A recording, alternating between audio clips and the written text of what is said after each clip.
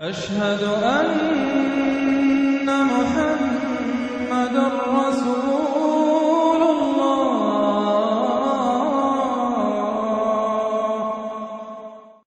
سورۃ النور۔ اب یہاں 14 وہ جو صورتیں تھیں جو میں نے عرض کیا جو مکیات ہیں مسلسل، ان میں سے ایک سورہ حج کے بارے میں اور ایک سورہ رعد کے بارے میں بھی بعض لوگوں کا خیال ہے کہ وہ مدنی ہیں، لیکن واقعہ یہ ہے کہ جن کو بھی مکی اور مدنی صورتوں کے مزاج سے واقفیت ہو گئی ہے، جو اس کو پہچانتے ہیں، وہ جانتے ہیں کہ یہ سارا سلسلہ جو ہے مکیات کا ہے اور ان میں کوئی مدنی صورت نہیں ہے۔ کہیں کہیں کسی مدنی آیت کا شامل ہو جانا یہ بالکل علیحدہ بات ہے، لیکن یہ کہ اب ان 14 صورتوں کے بعد اب یہ ہے واحد صورت مدنی ہے اور یہ سورۃ النور ہے۔ یہ سن 6 کے آس پاس نازل ہوئی ہے، سن 6 ہجری، اور اس میں ایک بہت اہم واقعہ جو آیا ہے وہ حضرت عائشہ صدیقہ رضی اللہ تعالی عنہا پر جو تہمت لگائی تھی منافقین نے، اور اس میں سب سے بڑا رول تو تھا رئیس المنافقین عبداللہ ابن ابی کا، لیکن یہ کہ اور دوسرے منافقین بھی اور ان کے ساتھ ہی کچھ سادہ لوح مسلمان بھی اس فتنے میں کہیں شریک ہو گئے تھے، متاثر ہو گئے تھے، اور یہ کافی یوں سمجھیے کہ خود حضور صلی اللہ علیہ وسلم کے لیے بھی اور حضرت عائشہ صدیقہ کے لیے تو بہت ہی زیادہ تکلیف کا اور کرب کا یہ دور رہا ہے۔ بسم اللہ الرحمن الرحیم۔ سورۃ انزلناها وفرضناها وانزلنا فیها آیات بینات لعلکم تذکرون۔ یہ ایک سورت ہے، یہ انداز کسی اور سورت کا نہیں ہے، اس انداز میں اس کا آغاز، اور سورۃ نکرہ کو اگر تفخیم کے لیے مانا جائے تو یہ ایک عظیم سورت ہے جو ہم نے نازل کی ہے اور ہم نے اس کو لازم کیا ہے تم پر، فرض کیا ہے تم پر۔ وانزلنا فیہا آیات بینات، اور اس میں ہم نے اتنی بڑی روشن آیات نازل کی ہیں، لعلکم تذکرون، تاکہ تم یاد رکھو، تاکہ تم نصیحت اخذ کرو۔ اس سورہ مبارکہ کا جوڑا جو ہے وہ آپ کو 8 مکی صورتوں کے بعد پھر جا کر ملے گا، اور وہ ہے سورہ احزاب۔ ان دونوں میں بڑی گہری مناسبت ہے اور تقریباً حجم بھی برابر ہے، دونوں 9 رکوعوں پر مشتمل ہیں، اگرچہ اس کی آیات جو ہیں یہ چونکہ بعد میں نازل ہوئی ہے تو 9 رکوع 64 آیات میں ہے، وہاں 9 رکوع 73 آیات میں ہے، وہ پہلے نازل ہوئی، وہ سن 5 میں نازل ہوئی، یہ سن 6 میں نازل ہوئی، لیکن دونوں میں آیت نمبر 35 سورہ احزاب کی بھی سورہ نور کی بھی نہایت اہم ہے، ایمان کی حقیقت اور اسلام کی کیفیات کے بارے میں۔ الزانیۃ والزانی فاجلدوا من کل واحد منہما 100 جلدہ۔ زنا کرنے والی عورت ہو، خواہ زنا کرنے والا مرد ہو، ہر ایک کو ان میں سے 100 کوڑے مارے جائیں۔ وَلَا تَأْخُذْكُمْ بِهِمَا رَأْفَةٌ فِي دِينِ اللَّهِ، اور تمہیں اللہ کے اس دین کے معاملے میں نہ روک دے کوئی شے ان کے اوپر مہربانی کے راستے سے، نہ تمہیں روک لے، پکڑ لے، لا تأخذکم بہما، ان کے ساتھ نرمی اور ان کے ساتھ شفقت، فی دین اللہ، اللہ کے دین میں، یہ اللہ کا دین ہے، اللہ کی شریعت ہے، یہ اللہ کی حد ہے، اور اس حد کے اجرا میں کسی کی ہمدردی، کسی کے ساتھ تمہارا تعلق، تمہاری دل کی نرمی، تمہاری شفقت یہ کہیں آڑے نہ آ جائے۔ ان کنتم تؤمنون باللہ والیوم الآخر، اگر تم ایمان رکھتے ہو اللہ پر اور یوم آخر پر۔ یہ جو حد ہے یہ ہے اصل میں زانی زانیہ جو غیر شادی شدہ ہو اس کے لیے 100 کوڑے ہیں، یہ حد ہے جو قرآن میں آئی ہے۔ زانی اور زانیہ اگر شادی شدہ ہے تو اس کی حد قرآن میں نہیں ہے، لیکن وہ سنت رسول صلی اللہ علیہ وسلم سے ثابت ہے، اور شریعت اسلامی کا چونکہ جو اس کی سورسز ہیں، اس کی ایک بنیاد ہے اللہ کی کتاب، اور دوسری بنیاد جو انڈیپینڈنٹلی قرآن مجید سے آزاد ہو کر ایک مستقل بنیاد ہے، مستقل سورس ہے، وہ سنت رسول ہے صلی اللہ علیہ وسلم۔ تو رجم کا جو حکم ہے وہ سنت سے ہے، اور جیسا کہ میں آپ کو بتا چکا ہوں اصل میں یہ اس قاعدہ کلیہ کے تحت ہے کہ سابقہ شریعت میں، شریعت موسوی میں بعض احکام وہ تھے کہ جن کی نفی نہیں آئی ہے، اور انہیں جو کہ نبی اکرم صلی اللہ علیہ وسلم نے اس امت کے اندر بھی جاری رکھا ہے۔ ان میں سے یہ 2 حکم جو ہیں بہت اہم ہیں، ایک قتل مرتد کا حکم ہے، اور دوسرے زانی اور زانیہ جو شادی شدہ ہو اس کے سنسار کیے جانے کا حکم ہے۔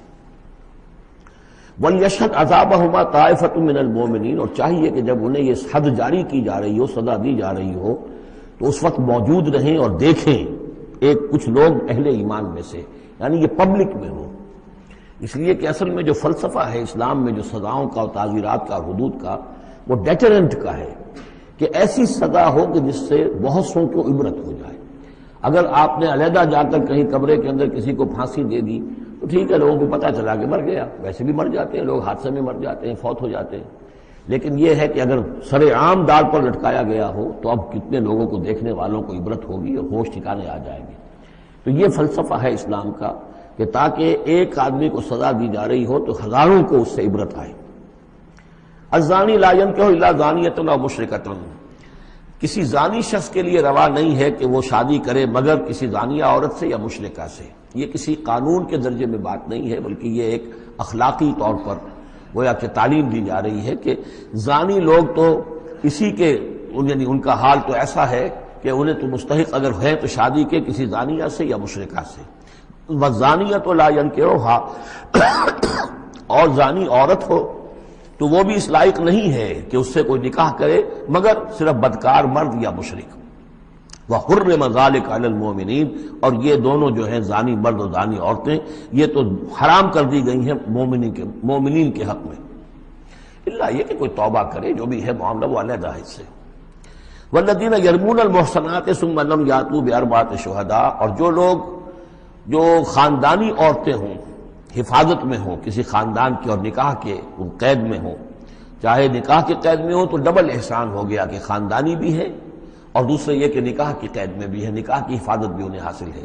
نہیں تو یہ کہ اگر غیر شادی شدہ ہیں لیکن کسی شریف خاندان سے ہیں، آزاد خاندان سے ہیں، اگر ان کی عورتوں میں کوئی شخص جو ہے ان پر عیب لگائے، زنا کا الزام لگائے اور پھر وہ نہ لا سکے، ثم لم یاتوا باربعۃ شہداء، 4 شہید نہ لا سکے، فجلدوہم، تو پھر اب ان کو کوڑے مارو، 80 جلدہ، 80 کوڑے، 80 دبرے، ولا تقبلوا لهم شہادۃ ابدا، اور ان کی شہادت اب کبھی آئندہ قبول نہ کرو، واولئک هم الفاسقون، اور یقیناً یہی لوگ فاسق اور نافرمان ہیں۔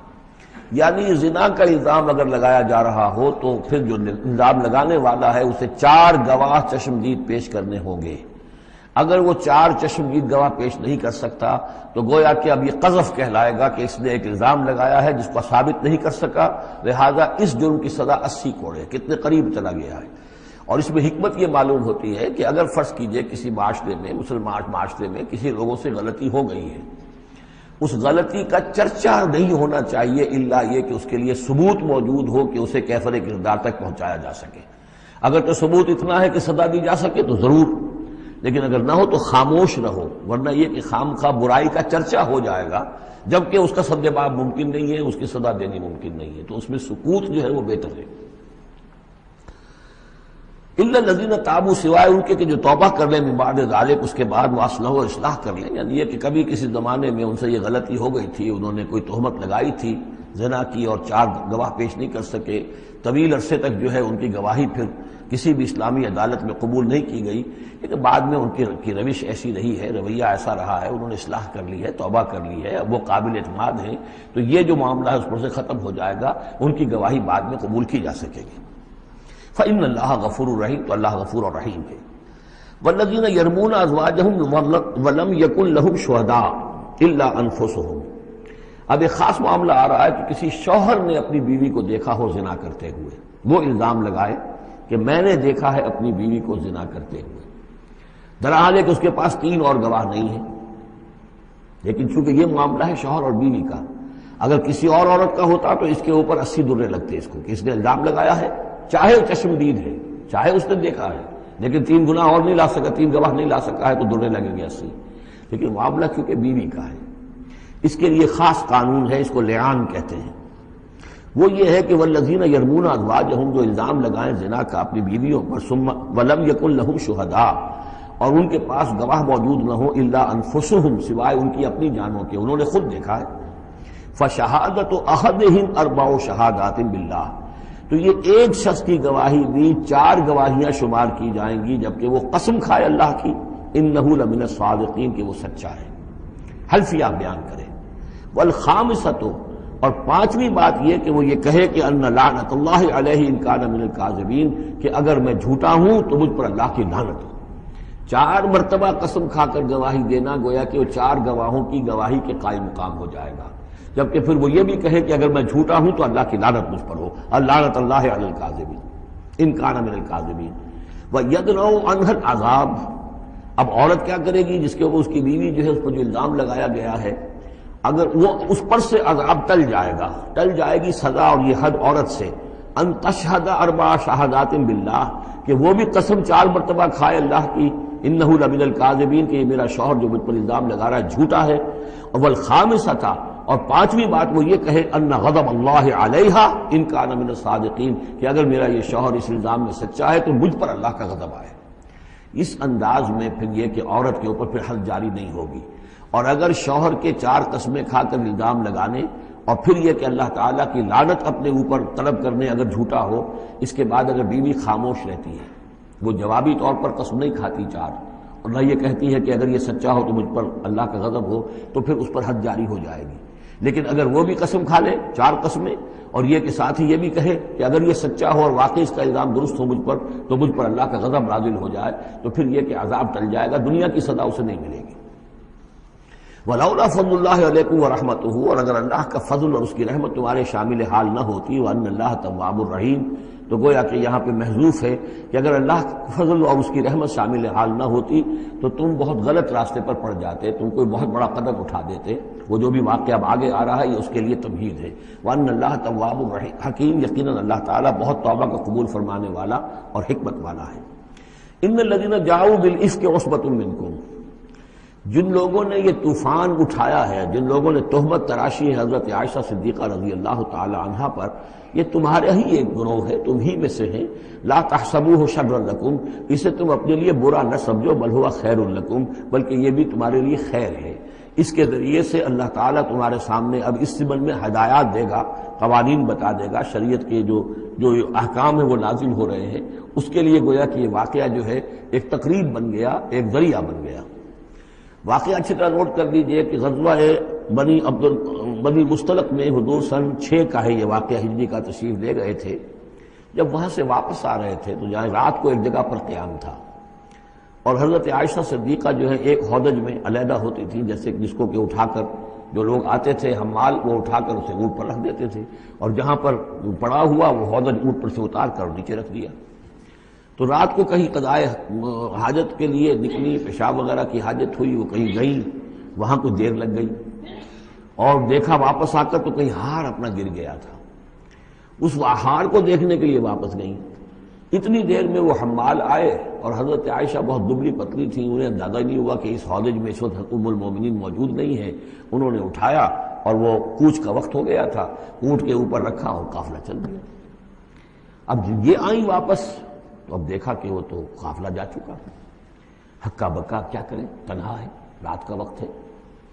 اس وقت انہوں نے بڑی عقل مندی سے کام لیا کہ اب اگر میں قافلے کے پیچھے دوڑی چلی تو پتہ نہیں میں کسی غلط راستے پر مڑ جاؤں، اور پھر وہ تلاش بھی نہیں کر سکیں گے مجھے، تو بہتر یہ کہ میں یہیں پر بیٹھی رہوں، تاکہ انہیں جب بھی خیال ہوگا کہ اس ہودج کے اندر جو ہے ام المومنین عائشہ صدیقہ موجود نہیں ہے تو وہ تلاش میں پھر یہیں آئیں گے۔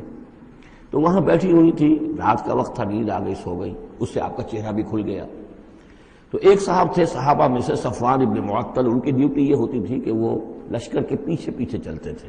لشکر چل رہا ہے تو ذرا فاصلے سے کہ کہیں کوئی گری پڑی چیز رہ گئی ہو، کہیں کوئی بیمار ہو وہ چل نہ پایا ہو لشکر کے ساتھ اور رہ گیا ہو پیچھے، تو پیچھے وہ دیکھ بھال کرتے ہوئے آتے تھے۔ انہیں دور سے نظر آیا کہ یہاں کوئی شے پڑی ہوئی ہے، گٹھڑی سی پڑی ہے کوئی، تو جا کر دیکھا، حضرت عائشہ کو پہچان لیا، اور وہ کہتے ہیں کہ میں نے اس لیے پہچان لیا کہ حجاب کی آیت کے نازل ہونے سے پہلے میں نے انہیں دیکھا تھا۔ حجاب کی آیت نازل ہوئی ہے سورہ احزاب میں، سورہ احزاب 1 سال پہلے نازل ہو چکی ہے، تو جب تک حجاب کی آیت نہیں آئی تھی، ظاہر بات ہے کہ وہاں پردہ نہیں تھا، کوئی نقاب نہیں اوڑھتی تھی خواتین، اور نہ امہات المومنین، لہذا پہچانتے تھے۔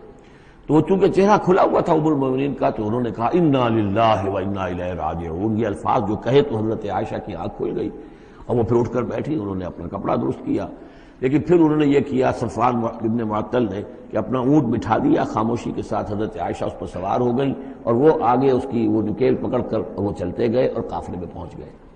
وہاں عبداللہ ابن ابی نے شور مچا دیا کہ خدا کی قسم تمہارے نبی کی یہ بیوی جو بچ کر نہیں آئی ہے، مطلب یہ کہ یہ تو اب یہ معاملہ جو رہا ہے، تنہائی رہی ہے، علیحدہ رہے ہیں، تو گویا کہ زنا کا معاملہ ہو گیا ہے۔ یہ اس کی جو بھی اس کی گندی سوچ تھی، ظاہر بات ہے کہ مکھی تو گندگی پر بیٹھتی ہے، اس کو تلاش رہتی ہے گندگی کی، اس کے لیے تو یہ ایک موقع مل گیا اسکینڈل اٹھانے کا۔ یہ اسکینڈل بڑھتے بڑھتے ایک طوفان بن گیا، اور اس میں بعض جو ہیں بہت ہی مخلص لوگ بھی، حضرت حسان ابن ثابت رضی اللہ تعالیٰ عنہ جو دربار نبوی کے گویا کہ سرکاری شاعر تھے، ان کا بھی معاملہ اس کے اندر ایسا ہو گیا کہ وہ بھی ملوث ہو گئے۔ تو یہ ہے واقعہ افک کا۔ لیکن اس کے بعد قرآن مجید میں پھر یہ آیات نازل ہوئیں، اللہ تعالیٰ نے برات کر دی، اور پھر یہ کہ ان کی پاک دامنی اور پاک بازی جو ہے وہ ثابت ہو گئی، اور اس کے بعد یہ معاملہ رفع دفع ہو گیا۔ ان الذين جاءوا بالافك عصبة منكم لا تحسبوه شرا لكم بل هو خير لكم لكل امرئ منهم ما اكتسب من الاثم، اس میں جس شخص نے بھی جو گناہ کمایا ہے وہ اس کو مل جائے گا، اس کے حصے میں درج ہو جائے گا۔ والذی تولى کبرہ، اور جس نے اس کا سب سے بڑا حصہ وصول کیا، یہ ہے عبداللہ ابن ابی جس نے اسکینڈل اٹھایا اور اسے بڑی قوت کے ساتھ، شدت کے ساتھ پھیلایا۔ والذی تولى کبرہ منهم له عذاب عظیم، اس کے لیے تو پھر بہت بڑا عذاب ہے۔ لولا اس سمعتموہ، مسلمانوں تمہیں کیا ہو گیا، کیوں نہ ایسا ہوا کہ جب تم نے یہ سنا تھا، ظن المؤمنون والمؤمنات بانفسہم خیرا، تو مومن مرد اور مومن عورتیں اپنے بارے میں اچھا گمان کرتی، یعنی یہ کہ حضرت عائشہ کے بارے میں ان کے بارے یہ گمان ہونا چاہیے تھا، انہیں فوراً کہہ دینا چاہیے تھا، وقالوا ھذا افک مبین، اور وہ کہتے فوراً کہ یہ تو کوئی بہت بڑی تہمت ہے۔ لولا جاؤ علیہ باربعۃ شہداء، کیوں نہیں وہ لے کر آئے 4 گواہ، اگر تو ان کے پاس گواہ تھے یہ بات کہنے کے لیے تب تو زبان کھولنی چاہیے تھی، اگر 4 گواہ نہیں تھے تو انہیں زبان بند رکھنی چاہیے تھی۔ فَإِذْ لَمْ تَأْتُوا بِالشُّهَدَاءِ، اس لیے کہ یہ 4 گواہوں والی آیت جو ہے یہ سورہ نساء میں اتر چکی تھی، سورہ نساء سن 4 میں آ چکی ہے، وہ ابتدائی احکام جو تھے کہ 4 گواہ ہونے چاہیے اس معاملے کے اندر، یہ آیت سورہ نساء میں آ چکی ہے۔ تو فرمایا کہ یہ کیوں نہیں 4 گواہ لے کر آئے، فَإِذْ لَمْ تَأْتُوا بِالشُّهَدَاءِ، اگر وہ 4 گواہ نہیں لا سکے، فَأُولَٰئِكَ عِندَ اللَّهِ هُمُ الْكَاذِبُونَ، تو یقیناً اللہ کے نزدیک اور قانون اسلامی کے نزدیک پھر وہی جھوٹے ہیں۔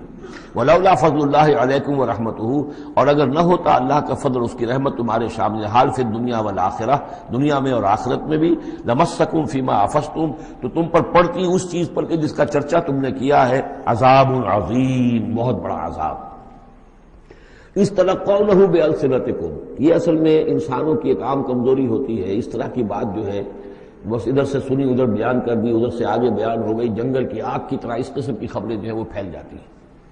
اس تلقونہ بألسنتکم، جبکہ تم اسے لے رہے تھے اپنی زبانوں سے، یعنی یہ کہ ایک زبان سے دوسری زبان کو، اور زبان سے نکلی اور کوٹھے چڑھی والی جو ایک کہاوت ہمارے ہاں ہے، اس طریقے سے آسانی سے وہ بات پھیلتی چلی گئی۔ وَتَقُولُونَ بِأَفْوَاهِكُمْ، اور تم کہہ رہے تھے اپنے منہوں سے، مَا لَيْسَ لَكُمْ بِهِ علم، جس کے لیے تمہارے پاس کوئی علم نہیں تھا، کوئی دلیل نہیں تھی، کوئی بنیاد نہیں تھی، کوئی گواہی نہیں تھی، کوئی معلومات کی کوئی سورسز نہیں تھی۔ وَتَحْسَبُونَهُ هَيِّنًا، اور تم اسے سمجھ رہے تھے کہ بہت ہلکی بات ہے، معمولی سی بات ہے۔ وَهُوَ عِندَ اللَّهِ عَظِيمٌ، جبکہ یہ اللہ کے نزدیک بہت بڑی بات ہے۔ کسی پر بھی، کسی مسلمان خاتون پر بھی اس طرح کی تہمت لگا دینا بہت بڑی بات ہے۔ کجا یہ کہ بازی بارش بابا ہم بازی، کہ ام المومنین عائشہ صدیقہ رضی اللہ تعالی عنہ، زوج رسول صلی اللہ علیہ وسلم، اور یہ چیز جو ہے بہت بڑی ہے۔ وَلَوْلَا إِذْ سَمِعْتُمُوهُ قُلْتُم مَّا يَكُونُ لَنَا أَن نَّتَكَلَّمَ بِهَٰذَا، کیوں نہ ایسا ہوا کہ جب تم نے یہ سنا تھا تو تم کہتے کہ ہمارے لیے بالکل جائز نہیں ہے کہ ہم یہ بات زبان سے نکالیں۔ سبحانک، اللہ تو پاک ہے، ھذا بہتان عظیم، یقیناً یہ بہت بڑا بہتان ہے۔ یعظکم اللہ ان تعودوا لمثلہ، اللہ تعالیٰ تمہیں نصیحت کر رہا ہے مبادا تم دوبارہ پھر اس قسم کی کسی معاملے کے اندر اسی طریقے سے اعادہ کرو اور دوبارہ اسی کوئی حرکت کرو، ابداً کبھی بھی، ان کنتم مؤمنین، اگر تم مومن ہو۔ وَيُبَيِّنُ اللَّهُ لَكُمُ الْآيَاتِ، اور اللہ تعالیٰ تمہارے لیے اپنی آیات کو واضح کر رہا ہے، واللہ علیم حکیم، اللہ علیم اور حکیم ہے۔ ان الذين يحبون ان تشيع الفاحشة في الذين آمنوا لهم عذاب الیم، بے شک وہ لوگ جو یہ چاہتے ہیں کہ اہل ایمان میں بے حیائی کا چرچا ہو جائے تو ان لوگوں کے لیے بہت دردناک عذاب ہے۔ ایک تو یہ کہ بے حیائی پھیل جائے، تشیع الفاحشہ شائع ہو جائے، بے حیائی عام ہو جائے، جو لوگ اس کے لیے، اب ظاہر بات ہے کہ آج کل تو کاروبار کے لیے، اپنے اخبار بیچنے کے لیے، اس کی جو ہے اشاعت بڑھانے کے لیے نئی سے نئی قسم کی رنگین تصویریں شائع کی جا رہی ہیں، یہ سارا کچھ ہو رہا ہے. کسی شے کا اشتہار دینا ہو، عورت کی تصویر ساتھ ہوگی. یہ سارا کچھ جو ہو رہا ہے تو یہ لوگ کون ہیں کہ جو اس بے حیائی کو، بے پردگی کو یہ در حقیقت اس معاشرے میں پھیلا رہے ہیں. تو وہ لوگ کہ جو چاہتے ہیں کہ معاشرے کے اندر بے حیائی پھیلے.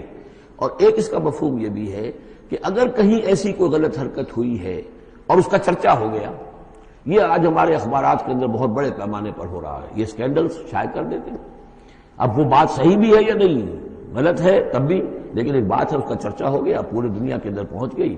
اب ظاہر بات ہے کہ بچے بھی پڑھتے ہیں، بچیاں بھی پڑھتی ہیں، ان کے لیے تو گویا کہ یہ ایک ان کی معلومات کا ایک کھاتہ کھل گیا کہ ایسا بھی ہوتا ہے. جس طریقے سے آج کل ہو رہا ہے معاملہ، اس کو جس طریقے سے اخبارات میں شائع کیا جا رہا ہے، تو اس کی اس اشاعت کے اندر خرابی کا پہلو زیادہ ہے، مضر پہلو زیادہ ہے.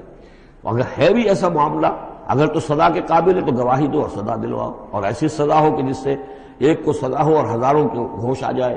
اور اگر نہیں ہے تو خاموش ہو، اس کے اوپر زبان کھولنا بھی جو ہے در حقیقت بہت بڑا جرم ہے. ان الذين يحبون ان تشيع الفاحشة في الذين آمنوا لهم عذاب أليم في الدنيا والآخرة، دنیا میں بھی اور آخرت میں بھی. واللہ یعلم وانتم لا تعلمون، اللہ جانتا ہے اور تم نہیں جانتے. ولولا فضل اللہ علیکم ورحمتہ، اور اگر اللہ کا فضل نہ ہوتا تم پر اور اس کی رحمت نہ ہوتی تو یہ تو طوفان ایسا اٹھا تھا کہ اس کے بڑے دور تک نتائج نکل سکتے تھے. یہ محذوف ہے. وان اللہ رؤوف الرحیم، تو اللہ بہت رؤوف ہے اور رحیم ہے. یا ایھا الذین آمنوا لا تتبعوا خطوات الشیطان، اہل ایمان شیطان کے نقش قدم کی پیروی نہ کرو. ومن یتبع خطوات الشیطان، جو کوئی بھی شیطان کے نقوش پا کی پیروی کرے گا، فإنہ یأمر بالفحشاء والمنکر، تو شیطان تو اسے حکم دے گا، وہ تو حکم دیتا ہے بے حیائی کا اور منکر کا، بری بات کا. ولولا فضل اللہ علیکم ورحمتہ، اور اگر نہ ہوتا اللہ کا فضل اور اس کی رحمت تمہاری شامل حال، ما زکا منکم من احد ابدا، تم میں سے کوئی ایک انسان بھی کبھی پاک نہ ہو سکتا. اللہ تعالیٰ کا فضل ہے، اللہ کی رحمت ہے. ایک شخص سے غلطی ہو جاتی ہے، اللہ پردہ پڑا رہنے دیتا ہے تو اس کے اندر اصلاح کا مادہ پیدا ہو جاتا ہے. ایک دفعہ آدمی ننگا ہو جائے تو پھر ڈھیٹ ہو جاتا ہے. اس سے یہ کہ اللہ تعالیٰ جو ہے ان چیزوں کے اندر اس کی بڑی حکمت ہے کہ اگر کوئی غلطی ہو گئی ہے فوراً نہیں پکڑتا، وہ اس کو مہلت دیتا ہے اصلاح کرے. ولولا فضل اللہ علیکم ورحمتہ، اگر نہ ہوتا اللہ کا فضل تم پر اور اس کی رحمت، ما زکا منکم من احد ابدا، تم میں سے کوئی بھی کبھی نیک اور پارسا نہ بن سکتا اور پاک نہ ہو سکتا. ولکن اللہ یزکی من یشاء، بلکہ یہ تو اللہ تعالیٰ ہی پاک کرتا ہے جس کو چاہتا ہے. واللہ سمیع علیم، اللہ سمیع علیم ہے. ولا یأتل اولو الفضل منکم والسعة ان یؤتوا اولی القربى والمساکین والمہاجرین فی سبیل اللہ. اس آیت کی بھی شان نزول ہے کہ حضرت ابو بکر صدیق رضی اللہ تعالیٰ عنہ کے ایک یا تو بھانجے تھے یا خالہ زاد بھائی تھے، حضرت مصطح. یہ حضرت مصطح جو ہے غریب آدمی تھے اور حضرت ابو بکر ان کی مدد کیا کرتے تھے، پیسے سے، مال سے ان کی ضرورت جو ہے پوری کرتے تھے. لیکن یہ مصطح بھی اس میں شریک ہو گئے. حضرت عائشہ صدیقہ رضی اللہ تعالیٰ عنہ پر جو تہمت کا معاملہ چلا تو حضرت ابو بکر کو جب معلوم ہوا کہ مصطح بھی اس معاملے کے اندر شریک ہے تو پھر غصے میں آ کر ان کا قسم کھا لی کہ میں اب اس کے ساتھ کبھی کوئی بھلائی نہیں کروں گا. اس نے اتنی بڑی غلطی کی ہے اور اس معاملے کے اندر میری بیٹی کا معاملہ ہے اور اس میں اس کو یہ خیال نہیں آیا کہ میں اس کے ساتھ کتنا کچھ احسان کرتا ہوں، اور اس نے اس کے اندر جو ہے وہ خود بھی شریک ہو گیا. اس پر اللہ تعالیٰ کی طرف سے گرفت آ رہی ہے کہ نہیں ابو بکر یہ ٹھیک نہیں ہے. جو بھی اس سے غلطی ہوئی، لیکن تم جو نیک کام کر رہے تھے اس کا کیوں قسم کھاتے ہو کہ اس کے اندر تم مدد نہیں کرو گے. ولا یأتل اولو الفضل منکم، اور نہ قسم کھائیں جو فضل والے ہیں، درجے والے ہیں تم میں سے، جن میں اللہ نے فضیلت دی ہے، نیکی میں بھی، ایمان میں بھی فضیلت دی ہے، دولت میں بھی فضیلت دی ہے. وسعت، اور جنہیں کشادگی دی ہے، مال کی کشادگی دی ہے. ان یؤتوا اولی القربى، کہ وہ کوئی صلہ رحمی کریں اپنے قرابت داروں کے ساتھ، کچھ دیں مال اور صدقہ و خیرات دیں اپنے قرابت داروں کو. والمساکین والمہاجرین، اور محتاجوں کو اور وطن چھوڑنے والے مہاجرین کو، فی سبیل اللہ، اللہ کی راہ میں. تو یہ قسم نہ کھائیں. ولیعفوا ولیصفحوا، انہیں چاہیے کہ معاف کر دیں اور درگزر سے کام لیں. الا تحبون ان یغفر اللہ لکم، کیا تم یہ نہیں چاہتے کہ اللہ تمہیں معاف کرے؟ یعنی اے ابو بکر اگر تم یہ چاہتے ہو، تم سے بھی تو کوئی خطا آخر ہو جاتی ہے، اللہ معاف فرماتا ہے، کیا تم نہیں چاہتے کہ اللہ تمہاری خطاؤں سے درگزر کرے؟ الا تحبون ان یغفر اللہ لکم، کیا تم نہیں پسند کرتے اس کو کہ اللہ تمہیں معاف کرے؟ اس پر اس آیت کو سنتے ہی حضرت ابوبکر صدیق کے الفاظ بھی نقل کیے گئے، بلا یا ربنا انا نحب، کیوں نہیں پروردگار ہم ضرور چاہتے ہیں کہ تو ہمیں معاف فرما دے۔ انہوں نے اپنی قسم کا کفارہ دیا اور اس کے بعد جو بھی وہ کرتے تھے ان کے ساتھ بھلائی اور نیکی اس سلسلے کو جاری کر دیا۔ واللہ غفور رحیم، اور اللہ تعالی غفور ہے اور رحیم ہے۔ ان الذین یرمون المحصنات الغافلات المؤمنات، یقیناً وہ لوگ کہ جو تہمت لگاتے ہیں ان پاک دامن عورتوں پر کہ جو غافل ہیں، جن کو ان چیزوں کا ہوش بھی نہیں ہے، جن کا گمان بھی ادھر نہیں گیا، المومنات اہل ایمان میں سے، لعنوا فی الدنیا، ایسی معصوم اور پاک دامن عورتوں پر جو تہمت لگانے والے ہیں ان پر پھٹکار ہے دنیا میں بھی اور آخرت میں بھی، ولہم عذاب عظیم، اور ان کے لیے بہت بڑا عذاب ہے۔ یوم تشہد علیہم السنتہم و ایدیہم، جس دن کے ان کے خلاف گواہی دیں گے، تشہد علیہم، علا کو نوٹ کر لیجئے، جس دن کے ان کے خلاف گواہی دیں گے، السنتہم، ان کی اپنی زبانیں گواہی دیں گی، و ایدیہم، ان کے اپنے ہاتھ گواہی دیں گے، و ارجلہم، اور ان کے پاؤں گواہی دیں گے، بما کانوا یعملون، اب جو کچھ عمل وہ کر رہے تھے۔ یہ ہاتھ ہمارے پاس اللہ کی امانت ہے، میں اس سے غلط کام کر رہا ہوں تو یہ انڈر پروٹیسٹ میرا حکم تو مان رہا ہے، اس لیے کہ اللہ تعالیٰ نے مجھے میرے حوالے سے کیا ہوا ہے، لیکن اس کے اندر پروٹیسٹ ہے، قیامت کے دن یہی میرے خلاف مقدمہ کرے گا، پروردگار تو نے مجھے اس کے حوالے کیا تھا اور یہ مجھ سے میرے ذریعے سے غلط کام کرتا رہا۔ یہ پاؤں جو ہیں ہمارے خلاف گواہی دیں گے کہ پروردگار ہم اس کے تابع تھے، اس کے حکم کے مطابق چل رہے تھے، یہ بدبخت ہمیں چوری کرنے کے لیے جاتا تھا تو اس کے لیے استعمال کرتا تھا، یا کوئی اور برا کام کرنے کے لیے ہمارے پیروں ہمیں استعمال کرتا تھا۔ یومئذ یوفیہم اللہ دینہم الحق، اس دن اللہ تعالیٰ ان کا پورا پورا بدلہ ان کو دے دے گا۔ یہ دین کے لفظ کو یہاں نوٹ کیجئے، دین بدلے کو کہتے ہیں، دین مالک یوم الدین، جزا و سزا کے دن کا مالک، بدلے کا دن۔ وَيَعْلَمُونَ أَنَّ اللَّهَ هُوَ الْحَقُّ الْمُبِينُ، اور وہ جان لیں گے کہ اللہ تعالیٰ ہی ہے الحق، سچا اور ہر بات کو کھول کر بیان کر دینے والا۔ الخبیثات للخبیثین والخبیثون للخبیثات، ناپاک عورتیں ناپاک مردوں کے لیے ہیں اور ناپاک مرد ناپاک عورتوں کے لیے ہیں، اور طیبات والطیبات للطیبین والطیبون للطیبات، اور ستھرے اور پاک باز جو خواتین ہیں وہ پاک باز مردوں کے لیے ہیں، اور پاک باز جو مرد ہیں وہ پاک دامن خواتین کے لیے ہیں۔ اولئک مبرؤون مما یقولون، یہ لوگ بری ہیں ان چیزوں سے کہ جو لوگ کہتے ہیں۔ لہم مغفرۃ و رزق کریم، ان کے لیے مغفرت ہے اور رزق کریم ہے۔ یہ دونوں آیات جو ہیں در حقیقت اخلاقی تعلیم کی نوعیت کی ہیں کہ اتنی اخلاق کی حس معاشرے کے اندر رہے کہ جو جس کے ساتھ کوئی بدنامی کا معاملہ ہو جائے پھر وہ خود محسوس کرے کہ میں آئسولیٹ ہو کر رہ گیا ہوں یا رہ گئی ہوں اس معاشرے کے اندر، یہ معاشرے کے اندر یہ عام روش پیدا ہو جائے۔ جیسے کہ پہلے آیا تھا وہ اس کے اندر بھی یہی بات تھی کہ زانی نکاح نہ کرے مگر کسی زانیہ سے یا کسی مشرکہ سے، وہ اس لائق نہیں ہے کہ اس کے نکاح میں کوئی مسلمان خاتون آئے پاک دامن اور عفت والی۔ اس طرح زانیہ جو ہے اس سے کوئی نکاح نہ کرے سوائے مشرک کے، یہ قانونی چیزیں نہیں ہیں، جیسا کہ میں نے عرض کیا یہ اخلاقی، تاکہ ایک نفرت پیدا ہو زنا سے، بدکاری سے۔ اسی طریقے سے معاشرے کے اندر ایک عام فضا، ایک حس ایسی پیدا ہو جائے کہ جس میں جو لوگ بھی ایسی گراوٹوں میں مبتلا ہوں وہ خود اپنی آنکھوں میں ذلیل ہو کر رہ جائیں۔ یا ایھا الذین آمنوا لا تدخلوا بیوتا غیر بیوتکم حتی تستأنسوا، اب اس حوالے سے بہت سے جو احکام آ رہے ہیں، یہ سورہ نور اور سورہ احزاب ان دونوں میں معاشرتی احکامات ہیں۔ معاشرتی احکامات میں خاص طور پر وہ جو ایک آیت آئی ہے سورہ بنی اسرائیل میں، وَلَا تَقْرَبُوا الزِّنَا إِنَّهُ كَانَ فَاحِشَةً وَسَاءَ سَبِيلًا، اس زنا کا سد باب کرنے کے لیے اسلام کے معاشرتی نظام میں بہت دور دور تک اقدامات کیے گئے ہیں۔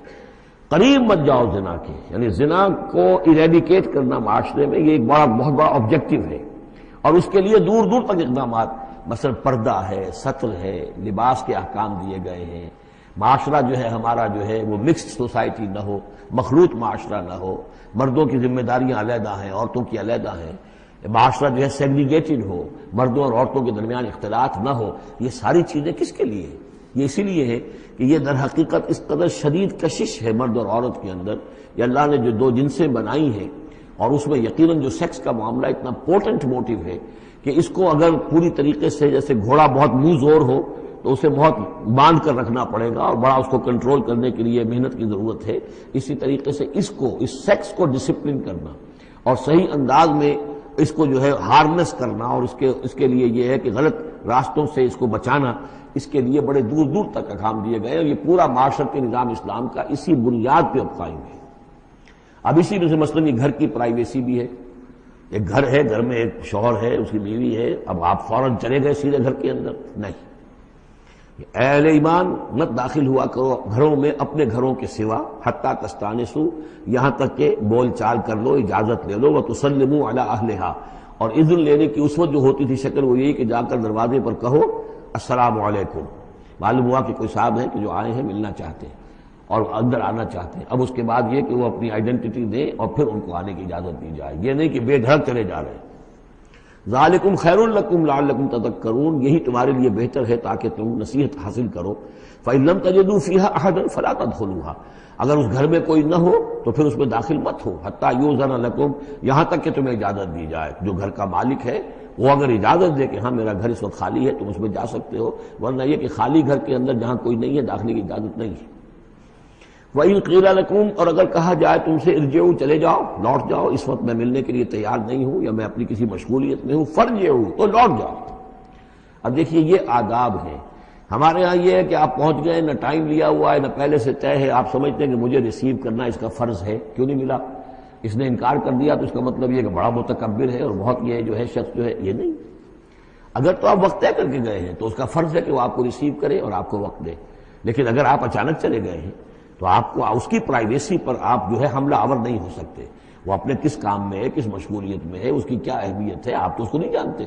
اگر وہ گھر والا کہہ دیتا ارجعوا، وَإِن قِيلَ لَكُمْ ارْجِعُوا فَارْجِعُوا، تو لوٹ جاؤ، ہوا اذکیٰ لکم، یہی تمہارے لیے زیادہ پاک ہے، پاک بازی کا معاملہ، واللہ بما تعملون علیم، اور جو کچھ تم کر رہے ہو اللہ اس سے واقف ہے۔ لیس علیکم جناح ان تدخلوا بیوتا غیر مسکونۃ، اس میں کوئی حرج نہیں ہے کہ تم داخل ہو جایا کرو ایسے گھروں میں کہ جن میں سکونت نہیں ہے، جس میں کوئی لوگ رہتے نہیں ہیں، ریزیڈینشل نہیں ہے۔ اب گوڈاؤنز ہیں، اب ایسا تو نہیں کہ گوڈاؤنز میں آپ نہیں جا سکتے، سامان پڑا ہوا گودام ہے آپ جا سکتے، فیہا متاع لکم، اس میں تمہارا سامان ہے، تو یہ وہی گودام والی بات ہو گئی۔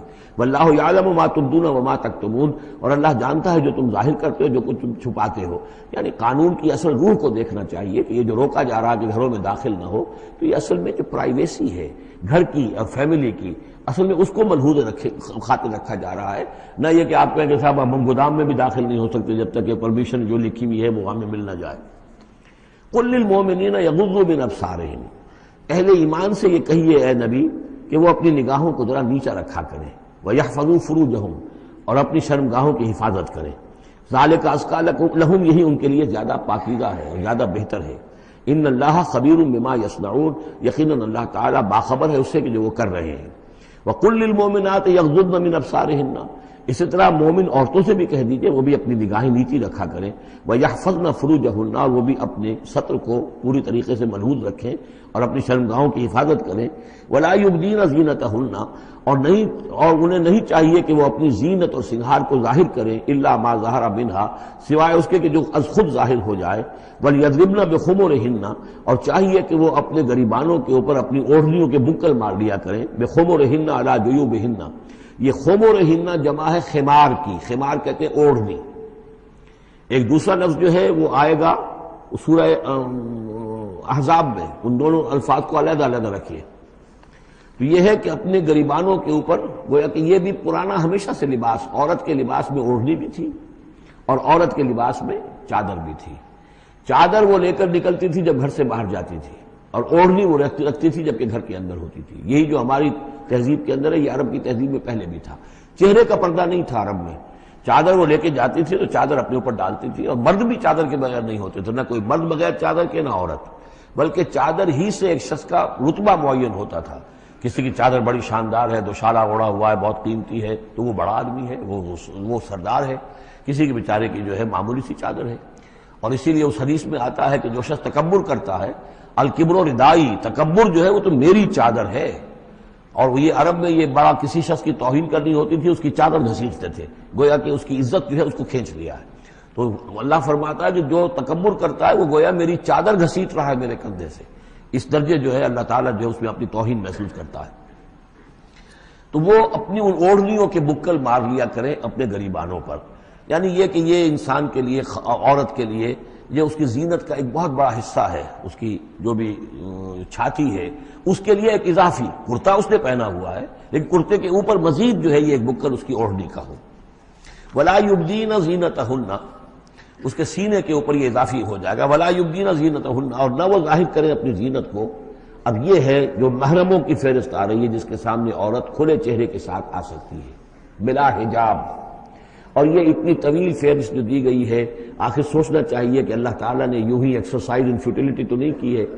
کیا فرق ہے اگر ایک عورت کے چہرے کا پردہ نہیں ہے، وہ باہر نکلتی ہے چادر لے کر، اور یہ کہ اس میں کسی اور کے ساتھ اس کا پردہ چہرے کا نہیں ہے، تو پھر یہ پوری فہرست دینے کی ضرورت کیا ہے؟ میرے نزدیک چہرے کا پردہ اسلام کے اندر لازم ہے، اور اس چہرے کے پردے سے مستثنا ہیں یہ لوگ۔ کون لوگ مستثنا ہیں؟ الا لبعولتہن، ان کے شوہر نمبر ایک، او آبائہن، یا ان کے باپ، اور باپ سے مراد باپ، دادا، چچا، یہ سب چلیں گے، او آبائے بعولتہن، یا ان کے شوہروں کے باپ، او ابنائہن، یا ان کے اپنے بیٹے، او ابنائے بعولتہن، یا ان کے شوہروں کے بیٹے، یعنی ان کے شوہروں کی کسی اور بیوی سے اولاد ہے، بیٹے ہیں، تو وہ بھی محرم ہے، وہ نامحرم نہیں ہے۔ اور اخوانہن، یا ان کے اپنے بھائی، اور بنی اخوانہن، یا ان کے بھائیوں کے بیٹے، اور بنی اخواتہن، یعنی یہ بھتیجے ہو گئے، اور بنی اخواتہن، یا ان کے بھانجے، اور نسائہن، یا ان کی عورتیں، اپنی عورتیں، جان پہچان کی عورتیں، عام عورتیں نہیں ہیں، نسائہن، او ما ملکت ایمانہن، یا یہ کہ جو ان کے غلام اور ان کی لونڈیاں ہیں۔ اکثر و بیشتر اہل سنت کے نزدیک یہاں مرد غلام مراد نہیں ہے بلکہ لونڈیاں مراد ہیں۔ اب تابعین غیر اولی الاربۃ، یا ایسے تابع لوگ جو کہ صرف خدمت گار ہیں، بعض اوقات ہوتا ہے خاندانی طور پر جو ہے وہ خدمت گار کرنے والے ہیں، باپ بھی کہیں ملازم تھا اسی گھر میں، اب اس کی اولاد بھی وہیں پر ہے، وہ بھی کام کر رہی ہے، بچپن سے وہیں پلے ہیں۔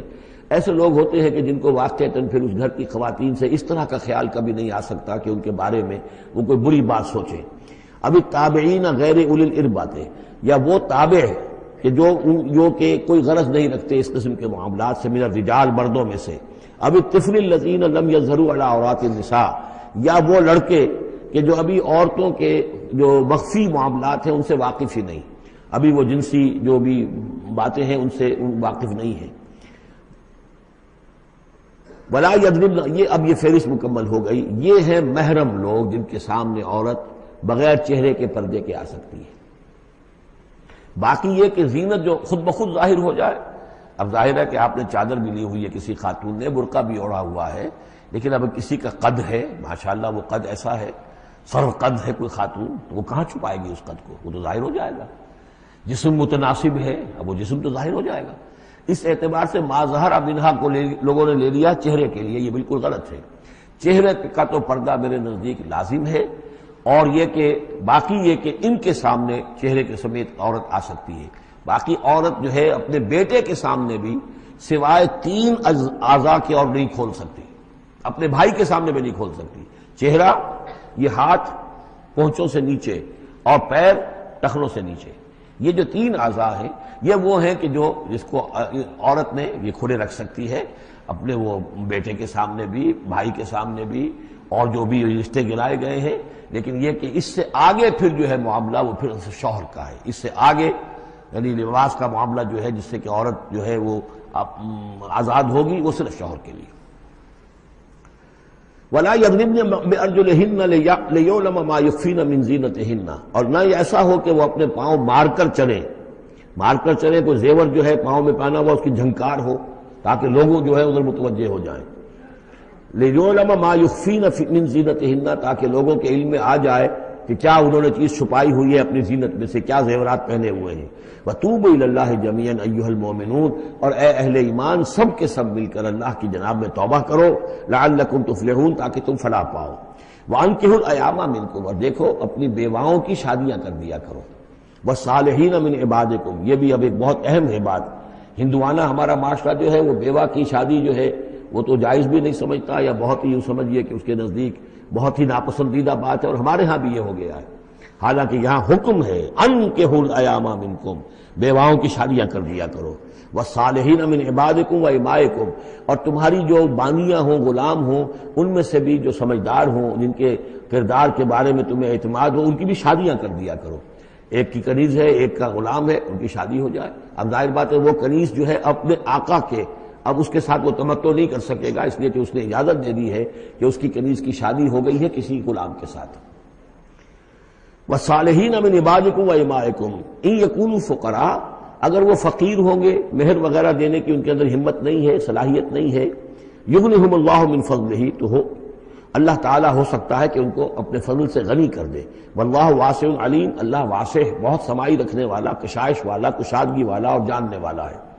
یعنی یہ بھی ہے کہ کسی وقت انسان سوچے کہ اگر میں شادی کروں گا تو وہ بھی اپنی قسمت ساتھ لے کر آئے گی، کیا پتہ کہ میرے اس وقت حالات جو ہیں اگر کچھ خراب بھی ہیں تو اللہ تعالیٰ اس کی قسمت سے، اس کے حوالے سے اللہ تعالیٰ میرے لیے رزق کا دروازہ کھول دے۔ وَلْيَسْتَعْفِفِ الَّذِينَ لَا يَجِدُونَ نِكَاحًا، اور جو لوگ نکاح کی قدرت بالکل نہ رکھتے ہوں، شادی کر ہی نہ سکتے ہوں، کچھ بھی نہ ہو ان کے پاس، نہ کوئی گھر ہو جس میں کہ اپنی بیوی کو رکھ سکیں، نہ کوئی نان نفقے کا سامان ہو، نہ کوئی مہر دے سکیں، وَلْيَسْتَعْفِفْ، تو انہیں چاہیے کہ وہ اپنی عفت کی حفاظت کریں، پوری طریقے سے اپنے اس جو جنسی جذبے کو کنٹرول کریں۔ الَّذِينَ لَا يَجِدُونَ نِكَاحًا حَتَّى يُغْنِيَهُمُ اللَّهُ مِنْ فَضْلِهِ، یہاں تک کہ اللہ تعالیٰ انہیں اپنے فضل سے غنی کر دے۔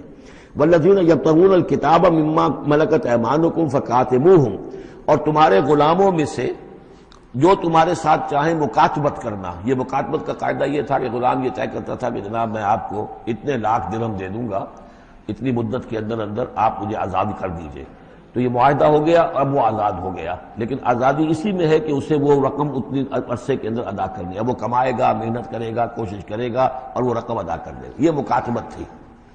تو جو بھی تمہارے غلاموں میں سے مکاتبت چاہیں، مما ملکت ایمانکم فکاتبوہم، تو یہ مکاتبت کر لیا کرو۔ قرآن مجید نے وہ تمام راستے کھولے ہیں کہ جن سے غلاموں کی آزادی کا جو ہے آسانی کے ساتھ تدریجاً سہج انداز کے اندر ان کی غلامی کا جو ہے سلسلہ ختم ہو کر آزادی کی طرف راستہ کھل جائے۔ فَقَاتِبُوهُمْ إِنْ عَلِمْتُمْ فِيهِمْ خَيْرًا، اگر تم دیکھ رہے ہو ان کے اندر کہ خیر ہے، بھلائی ہے، واقعتاً یہ شخص اعتماد کیا جا سکتا ہے، یہ بھاگ نہیں جائے گا اور یہ جو بھی کرنا چاہ رہا ہے معاہدہ اس کو پورا کرنے کی اس کی نیت ہے۔ وَآتُوهُمْ مِن مَالِ اللَّهِ الَّذِي آتَاكُمْ، پھر ایسے لوگوں کو جنہوں نے مکاتبت کی ہو تم بھی مال دیا کرو، جو اللہ کا مال تمہارے پاس اللہ نے تمہیں دیا ہے، یعنی لوگ مدد بھی کریں اس کی تاکہ وہ اپنی اس رقم کو جلد از جلد ادا کر کے اور وہ پھر آزاد ہو جائے۔ وَلَا تُكْرِهُوا فَتَيَاتِكُمْ عَلَى الْبِغَاءِ، اور دیکھو اپنی باندیوں کو، چھوکریوں کو، یہ جو وہاں پہ باندیاں کنیزیں ہوتی تھی انہیں بدکاری پر مجبور نہ کرو۔ ان اردنا تحسنا، اگر وہ چاہیں کہ وہ پاک دامن رہیں، وہ کسی قلعے میں رہیں، اور ان سے چونکہ یہ بھی رواج وہاں تھا، ان باندیوں سے پھر وہ پیشہ کراتے تھے۔ اب یہ اصل میں اصلاح ہو رہی ہے اس معاشرے کی، اور اس کے اندر ان چیزوں کو رفتہ رفتہ روکا جا رہا ہے۔ جیسے سورہ نساء میں آیا تھا، ایسا بھی ہوتا تھا کہ باپ کی بیویاں جو ہیں اپنی جو سوتیلی مائیں ہیں انہیں اپنے گھر میں ڈال دیا، لیکن یہ ساری چیزیں رفتہ رفتہ ایک ایک کر کے پھر ان کی بندش ہوئی ہے، تو وہ اپنی لونڈیوں سے پیشہ کراتے تھے اور کمائی خود کھاتے تھے۔ تو فرمایا یہ بہت غلط ہے، لِتَبْتَغُوا عَرَضَ الْحَيَاةِ الدُّنْيَا، تاکہ تم حاصل کرو دنیا کی زندگی کا سامان۔ وَمَنْ يُكْرِهُنَّ فَإِنَّ اللَّهَ مِنْ بَعْدِ إِكْرَاهِهِنَّ غَفُورٌ رَحِيمٌ، اور اگر کوئی ان کو مجبور کرے گا اس کام کے لیے تو اللہ تعالیٰ ان کی اس مجبوری کی بنا پر ان کے حق میں غفور و رحیم ہوگا۔ تم پر وبال آئے گا، جو کام یہ غلط کروائے گا وبال اس پر آئے گا۔ اگر وہ خود جو ہے مجبوراً کر رہی ہے اور وہ اس کے لیے ذہناً تیار نہیں ہے تو بہرحال اللہ اس کے حق میں غفور و رحیم ہوگا۔ وَلَقَدْ أَنزَلْنَا إِلَيْكُمْ آيَاتٍ مُبَيِّنَاتٍ، اور دیکھو ہم نے نازل کر دی ہیں تمہاری جانب یہ روشن آیات، وَمَثَلًا مِّنَ الَّذِينَ خَلَوْا مِن قَبْلِكُمْ، اور وہ ساری باتیں بھی ہم نے بتا دی ہیں کہ جو ان لوگوں میں تھیں جو تم سے پہلے تھے۔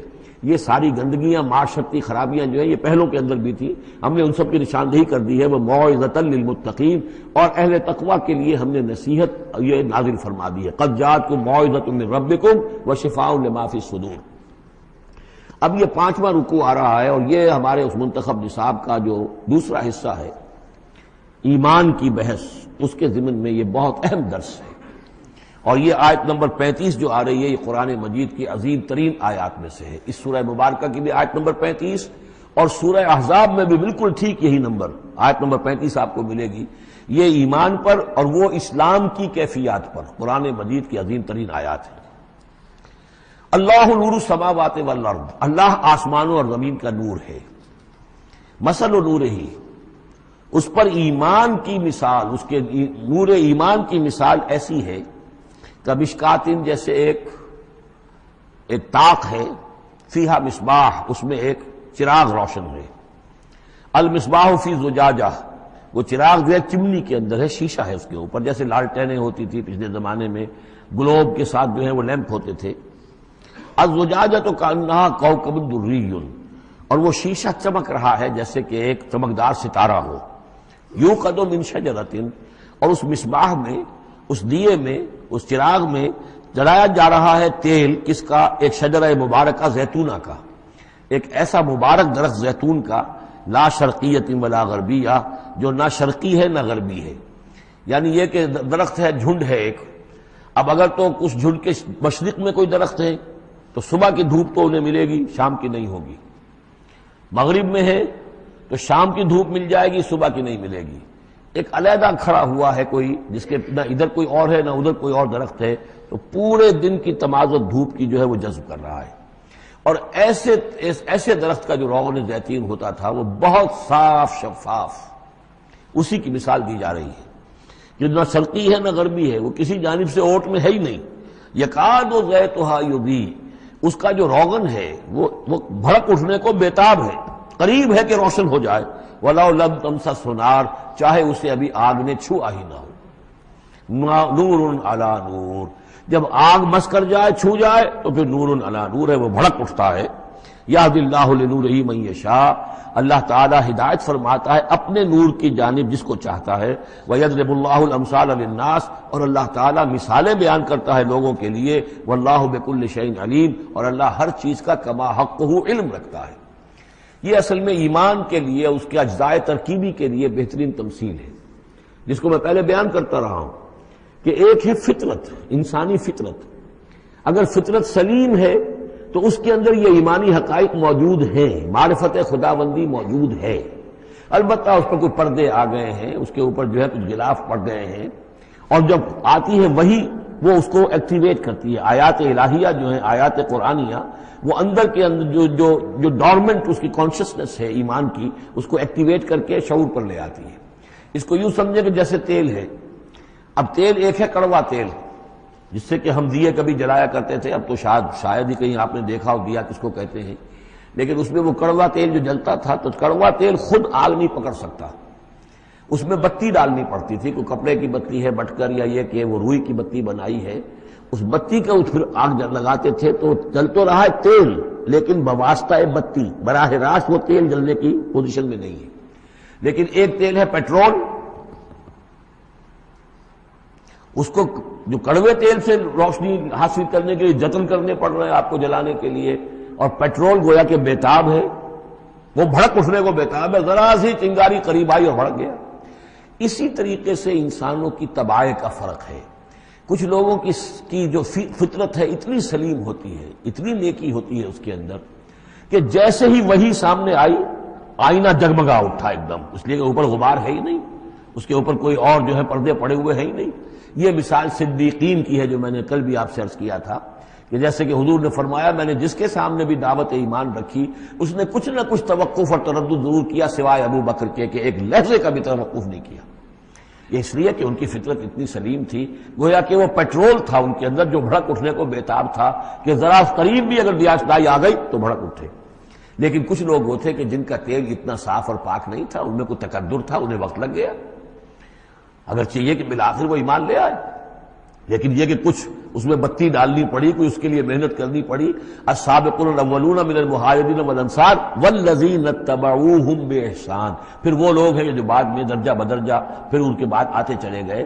تو اسی طریقے سے ایمان کی مثال ہے کہ یہ روغن فطرت یا نور فطرت، نور روح، روحانی نور جو ہمارے اندر ہے نور تجلی بھی اسی خاک میں پنہا، غافل تجرا صاحب ادراک نہیں ہے. وہ جو ہماری روح کے اندر ہے، روح ملکوتی کے اندر جو نور ہے، یہ نور اور باہر سے جو قرآن کا نور، وحی کا نور آیا، ان دونوں کے نور کے اجتماع سے پھر نور علی نور کی کیفیت پیدا ہوئی. اب وہ نور ایمانی جو ہے وجود میں آ گیا.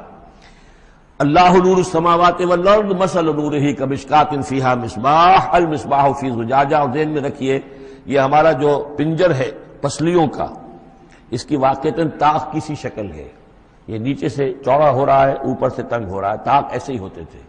ڈائفرام جو ہے وہ اس طاق کا گویا کہ فلور ہے، جو ہمارے ایبڈومینل کیویٹی کو چیسٹ کیویٹی سے علیحدہ کرنے والا عضو ہے. اور دل رکھا ہوا ہے اس کے اوپر، یہ گویا کہ چراغ ہے. اس دل میں نور ایمان ہوتا ہے. اس دل کے اندر جو ہے وہ اللہ کا نور، اور یہ نور بنا ہے دو چیزوں سے. ایک وہ نور فطرت جو اس کے اندر موجود تھا، اس کی روح کے اندر، اور ایک نور وحی. ان دونوں کے اجتماع سے نور علی نور، وہ نور جو ہے وہ نور ایمان کی شکل میں اس قلب کے اندر جو ہے وہ جاگزی ہوا اور قلب منور ہو گیا. المصباح فی زجاجہ الزجاجۃ کأنہا کوکب دری یوقد من شجرۃ مبارکۃ زیتونۃ لا شرقیۃ ولا غربیہ یکاد زیتها یضیء ولو لم تمسسہ نار نور علی نور یہدی اللہ لنورہ من یشاء. یہ نور علی نور ہے. دو نوروں کے جمع ہونے سے یہ نور ایمان وجود میں آیا. نور فطرت، نور وحی. اور اللہ تعالیٰ ہدایت دیتا ہے اپنے نور کی جس کو چاہتا ہے. اور اللہ یہ مثالیں لوگوں کے لیے بیان کرتا ہے. باقی اللہ کو تو ہر شے کا کما حقہ علم ہے. مثال کی ضرورت انسانوں کے لیے ہے کہ جو ان لطیف حقائق کو ایسے ہی خود نہیں سمجھ سکتے. اب جن لوگوں کے دلوں میں یہ نور ایمان پیدا ہو جاتا ہے، ان کی ایک جھلک دکھائی جا رہی ہے کہ ان کی شخصیت، ان کی زندگی کی دلچسپیاں کیا ہوتی ہیں. فی بیوت اذن اللہ ان ترفع ویذکر فیہا اسمہ، ان گھروں میں جن کا کہ اللہ نے حکم دیا کہ انہیں بلند کیا جائے، یعنی مساجد. بلند کرنے سے مطلب یہ ہے کہ ان کو نمایاں بنایا جائے. ہر مسلمان آبادی میں معلوم ہو کہ مسجد ایک نمایاں شے ہے. یہ ضروری نہیں کہ اس کی ڈیکوریشن ہو، اس کے اوپر جو ہے خام خواہ تکلفات میں پیسے خرچ کیے جائیں، لیکن یہ کہ ایک تو یہ کہ وہ نمایاں ہونی چاہیے، معلوم ہو کہ اس آبادی کا مرکز یہ ہے. نمبر دو یہ ہے کہ ترفع، اس کو ہر طریقے سے، ہر معنوی گندگی سے بھی پاک رکھا جائے. وَيُذْكَرَ فِيهَا اسْمُهُ، اس میں اس کا نام لیا جائے. يُسَبِّحُ لَهُ فِيهَا بِالْغُدُوِّ وَالْآصَالِ، یہ جو صاحب ایمان لوگ ہیں جن کے دلوں میں ایمان کی قندیلیں روشن ہیں، یہ تسبیح کرتے ہیں اللہ کی ان گھروں کے اندر، صبح کے وقت بھی اور شام کے وقت بھی. رجال، وہ جواں مرد، لا تلہیہم تجارت ولا بیع عن ذکر اللہ واقام الصلاۃ، جن کو غافل نہیں کر سکتی نہ کوئی تجارت، نہ کوئی خرید و فروخت اللہ کی یاد سے اور نماز کے قائم کرنے سے، وایتاء الزکاۃ اور زکوٰۃ کے ادا کرنے سے. یخافون یومن، یہ سب کچھ کر کے بھی وہ ڈرتے رہتے ہیں، لرزاں و ترساں رہتے ہیں، کانپتے رہتے ہیں اس دن کے تصور سے. تتقلب فیہ القلوب والابصار، جس میں کہ دل بھی الٹ جائیں گے اور نگاہیں بھی الٹ جائیں گی. لیجزیہم اللہ احسن ما عملوا، تاکہ اللہ تعالیٰ ان کو بدلے میں دے بہترین جزا ان کے اعمال کی. وَيَزِيدَهُم مِّن فَضْلِهِ، اور اضافہ کرے اپنی طرف سے اپنے فضل میں سے. وَاللَّهُ يَرْزُقُ مَن يَشَاءُ بِغَيْرِ حساب، اور اللہ تعالیٰ چاہتا ہے دیتا ہے جس کو چاہتا ہے بغیر حساب. اللہم ربنا اجعلنا منہم، یہ تو مومن صادق کے لیے ایمان ان کے دلوں میں ہے، اس کی تمثیل یہ ہے، اور ان کے کردار کی جھلک یہ ہے. اب ایک ہے بین بین کے لوگ، ایمان تو نہیں ہے لیکن کچھ نہ کچھ نیکی کے کام کرتے ہیں، کچھ اپنے دل کی تسلی کے لیے، کچھ اپنے ضمیر کو مطمئن کرنے کے لیے. ان کی نیکی حقیقی نیکی نہیں ہے. وہ لیس البر ان تولوا وجوہکم قبل المشرق والمغرب، اس آیت کو ذہن میں رکھیے. والذین کفروا، اور جو لوگ ایمان سے تہی ہیں، محروم ہیں، کافر ہیں، ان کی نیکیاں، ان کے اعمال کیا ہیں؟ کسراب، جیسے ریت ہو، سراب ہو. بقیعۃ، ایک چٹیل میدان میں. یحسبہ الظمآن ماء، پیاسا سمجھتا ہے کہ پانی ہے. حتی اذا جاءہ، یہاں تک کہ وہ جب وہاں پہ گھسٹ کر بھی پہنچتا ہے تو معلوم ہوتا ہے لم یجدہ شیئا، کچھ نہیں پاتا وہاں پر. ووجد اللہ عندہ، اور اللہ کو پاتا ہے وہاں موجود. فوفاہ حسابہ، تو اللہ تعالیٰ اس کا حساب اسے پورا چکا دیتا ہے. واللہ سریع الحساب، اور اللہ جو ہے حساب چکانے میں دیر نہیں لگاتا. یعنی یہ جو نیکیاں ہوتی، جھوٹی نیکیاں، ملمے کی نیکیاں، حقیقی ایمان نہیں ہے، ایمان باللہ نہیں ہے، ایمان بالآخرت نہیں ہے، لیکن یوں ہی کچھ نہ کچھ نیکیاں ہیں، کچھ خدمت خلق کے کام ہے. اس طرح کی چیزیں اللہ کی نگاہ میں ان کی کوئی وقت نہیں. اس کے لیے پہلے ایک مثال سورہ ابراہیم میں آ چکی ہے. دوسری مثال یہ کہ یہ نیکیاں سراب کے مانند ہیں، جنہیں پیاسا سمجھتا ہے کہ یہ پانی ہے، حقیقت میں پانی نہیں ہے. اب تیسرا جو کردار ہے وہ یہ ہے کہ جن کے دلوں میں، جن کی زندگیوں میں یہ جھوٹ موٹ کی نیکی بھی نہیں ہے، نفس پرستی اور دنیا پرستی، اور ان کے اندر ہر طرح کی گندگی جو ہے وہ آ چکی ہے. ان کی مثال کیا ہے؟ او کظلمات فی بحر اللجی، یا جیسے کہ اندھیرے ہوں ایک بڑے گہرے سمندر میں. یغشاہ موجن، اس کے اوپر ایک موج چڑھی ہوئی ہو، من فوقہ موجن، اس کے اوپر ایک اور موج ہو، من فوقہ سحاب، اور اوپر جو ہے بادل بھی ہوں، یعنی اندھیری رات ہے، کوئی روشنی نہیں، اوپر بادل ہے، نہ چاند اور ستاروں کی کوئی روشنی نہیں آ رہی، اور اس کے ساتھ ہی یہ ہے کہ موج کے اوپر موج چڑھی ہوئی ہے۔ ظلمات بعضها فوق بعض، یہ اندھیروں پر اندھیرے ہیں۔ اذا اخرج یدہ لم یکد یراہا، جب وہ اپنا ہاتھ نکالتا ہے تو اس کو بھی نہیں دیکھ سکتا، جسے ہم کہتے ہیں اپنے محاورے میں ہاتھ کو ہاتھ سجائی نہیں دیتا۔ وَأَلَّمْ يَجْعَلِ اللَّهُ لَهُ نُورًا، اور جس کو اللہ تعالیٰ ہی نے کوئی نور عطا نہ کیا ہو، فما لہ من نور، تو اس کے لیے پھر کہیں کوئی نور نہیں ہے۔ یہ وہ لوگ ہیں کہ جن کی زندگیاں کسی ملمے کی نیکی سے بھی خالی ہیں، اندھیارے ہی اندھیارے ہیں، ظلمات فوق بعضها فوق بعض۔ أَلَمْ تَرَ أَنَّ اللَّهَ يُسَبِّحُ لَهُ مَنْ فِي السَّمَاوَاتِ وَالْأَرْضِ وَالطَّيْرُ صَافَّاتٍ كُلٌّ قَدْ عَلِمَ صَلَاتَهُ وَتَسْبِيحَهُ وَاللَّهُ عَلِيمٌ بِمَا يَفْعَلُونَ۔ صدق اللہ العظیم۔ رب اشرح لي صدری ويسر لي أمری واحلل عقدۃ من لسانی یفقہوا قولی۔ سورہ نور کا 5واں رکوع جو ہم پڑھ چکے ہیں، اس کے بارے میں یہ بات نوٹ کر لیجئے کہ جس طرح سورہ بقرہ کے پہلے 2 رکوعوں میں 3 قسم کے انسانوں کی تفصیل بیان ہوئی، وہاں وہ بنیادی طور پر ایک دعوت اور تحریک کے رد عمل میں جو لوگ مختلف شکلیں صورت اختیار کرتے ہیں، جو رد عمل مختلف شکلیں اختیار کرتا ہے، اس کے اعتبار سے ایک وہ جو مومنین صادقین ہیں، وہ ہر 6 بعد بعد جب اس دعوت کو قبول کرتے ہیں تو اس کیفیت کے ساتھ کہ اب جو ہو سو ہو۔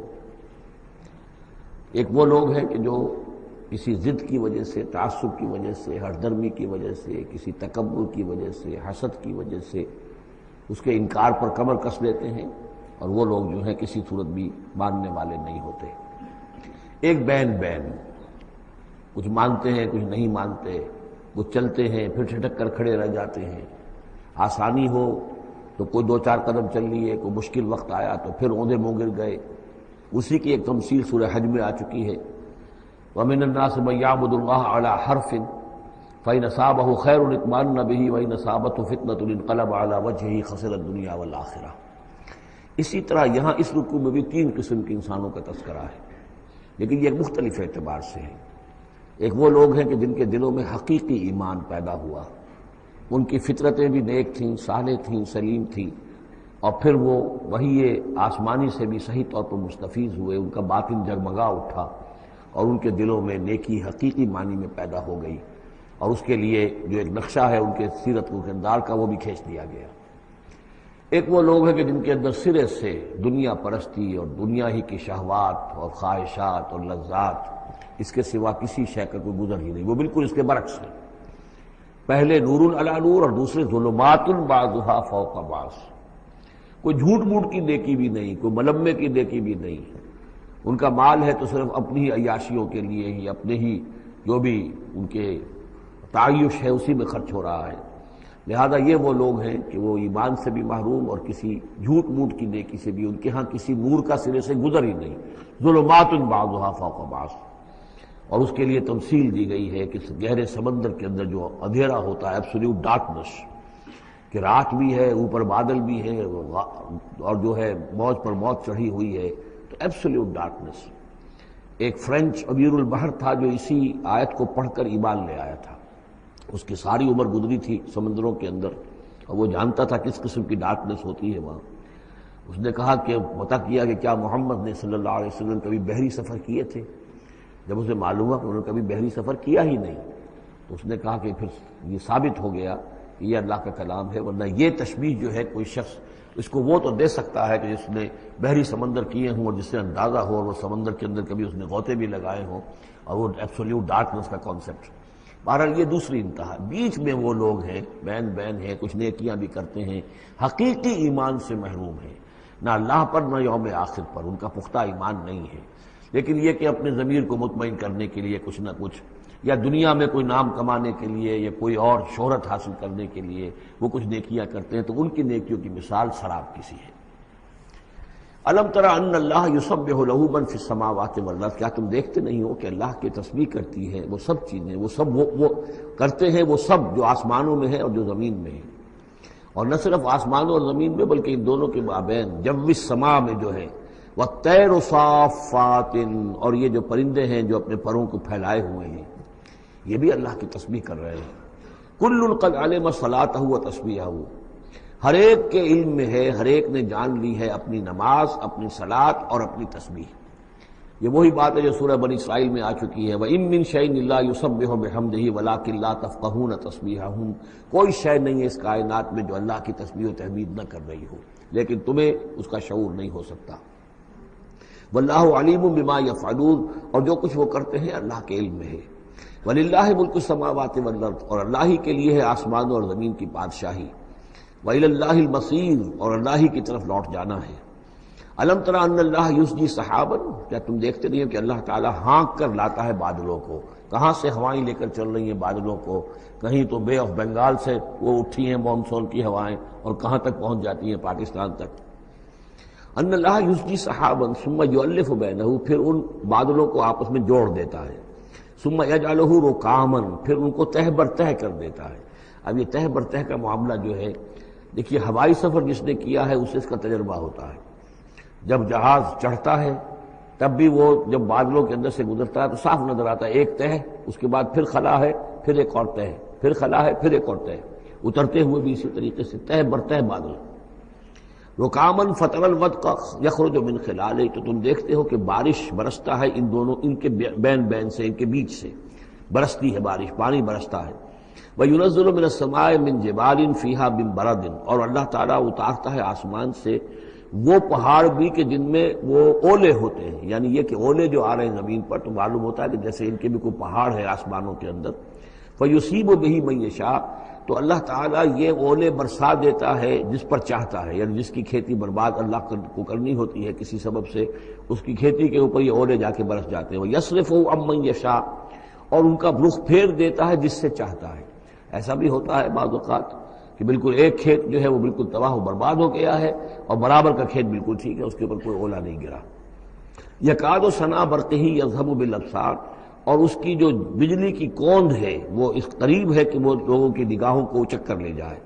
یقلب اللہ اللیل والنہار، اللہ تعالیٰ عدلتا بدلتا رہتا ہے دن اور رات کو۔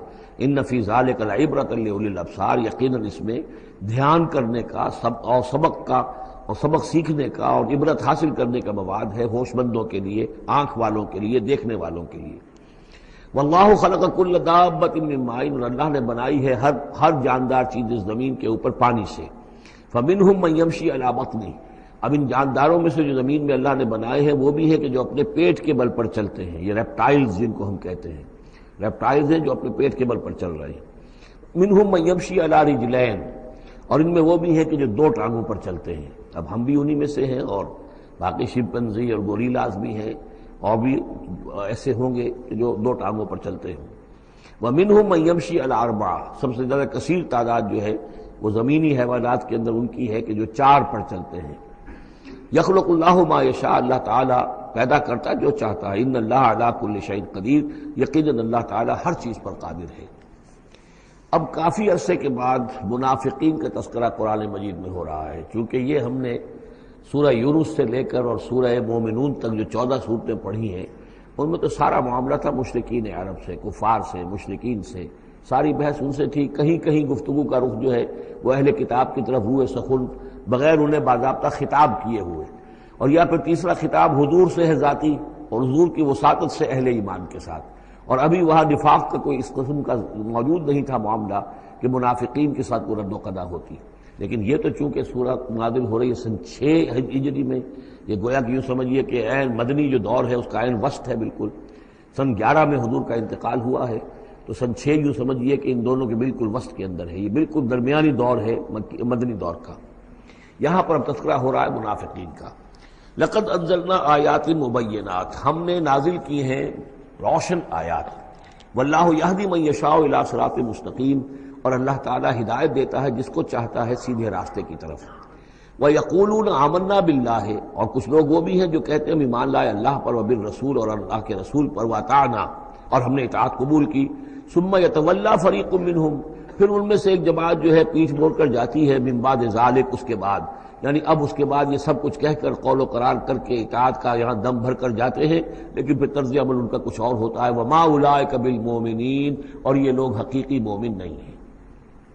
وَإِذَا دُعُوا إِلَى اللَّهِ وَرَسُولِهِ لِيَحْكُمَ بَيْنَهُمْ، اور جب انہیں پکارا جاتا ہے، بلایا جاتا ہے کہ آؤ اللہ کی طرف اور رسول کی طرف کہ ان کے مابین فیصلے کرے۔ یہ سورہ نساء میں ہم یہ سارے مضامین بڑی تفصیل سے پڑھ چکے ہیں کہ وہ لوگ چاہتے تھے کہ اپنے مقدمات جو ہیں وہ یہودیوں کی عدالت میں لے جائیں، اس لیے کہ حضور کے ہاں انہیں اندیشہ ہوتا تھا کہ یہاں تو بالکل صحیح فیصلہ ہو جائے گا۔ تو اس طرح کا جو ان کا کردار تھا، جب انہیں بلایا جاتا ہے اللہ کے اور اس کے رسول کی طرف کہ آؤ کہ وہ فیصلہ کرے تمہارے مابین، اذا فریق منہم معرضون، تو ان میں سے ایک گروہ اور ایک جماعت ایسی ہے جو اعراض کرتی ہے اور کرنی کترا جاتی ہے۔ وَإِن يَكُن لَهُمُ الْحَقُّ يَأْتُوا إِلَيْهِ مُذْعِنِينَ، اور اگر ان کو معلوم ہو کہ حق ہمارے ساتھ ہے، یعنی ہم حق پر ہیں اس مقدمے میں، تو پھر وہ آتے ہیں بڑا یقین کا اظہار کرتے ہوئے، اذعان کے ساتھ اور یقین کے ساتھ اور اپنے ایمان کا اظہار کرتے ہوئے، کیونکہ انہیں یقین ہے کہ ہمارا کیس سچا ہے اور حضور کی عدالت میں ہم جائیں گے تو ہمارے حق میں فیصلہ ہو جائے گا، تو اب کوئی رکاوٹ نہیں۔ یاتوا الیہ مذعنین، خوب یقین کا اعتماد کا اظہار کرتے ہوئے آتے ہیں۔ افی قلوبہم مرض، کیا ان کے دلوں میں روگ ہے؟ ام ارتابوا، یا یہ شکوک میں مبتلا ہو گئے ہیں؟ ام یخافون ان یحیف اللہ علیہم، یا انہیں یہ اندیشہ ہے کہ اللہ تعالیٰ جو ہے ان کے ساتھ ناانصافی کرے گا، ورسولہ، اور اس کے رسول، بل اولئک هم الظالمون، نہیں بلکہ حقیقت میں یہی ظالم ہیں۔ ایمان کی اصل حقیقت سے چونکہ یہ محروم ہے، لہذا ساری غلطی ان کے اپنے کردار میں ہے۔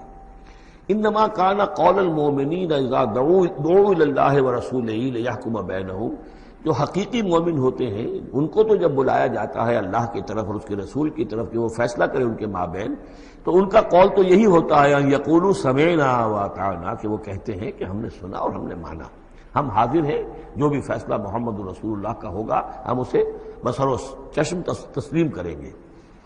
انما کان قول المؤمنین اذا دعوا الی اللہ ورسولہ لیحکم بینہم ان یقولوا سمعنا واطعنا واولئک هم المفلحون، اور یقیناً وہی لوگ ہیں جو پھر فلاح پانے والے ہیں۔ ومن یطع اللہ ورسولہ، اور جو اللہ کی اور اس کے رسول کی اطاعت کرتا ہے، ویخشى اللہ ویتقہ، اور اللہ کا خوف بھی رکھتا ہے، اس کا تقوی اختیار کرتا ہے، فاولئک هم الفائزون، تو یقیناً وہی لوگ ہیں کہ جو کامیاب ہونے والے ہیں۔ واقسموا باللہ جہد ایمانہم، اور وہ قسمیں کھا کھا کر کہتے ہیں، اللہ تعالیٰ کی قسمیں کھاتے ہیں اپنی امکانی حد تک، لئن امرتہم، اے نبی اگر آپ حکم دیں گے، لَيَخْرُجُنَّ، تو وہ لازماً نکل جائیں گے۔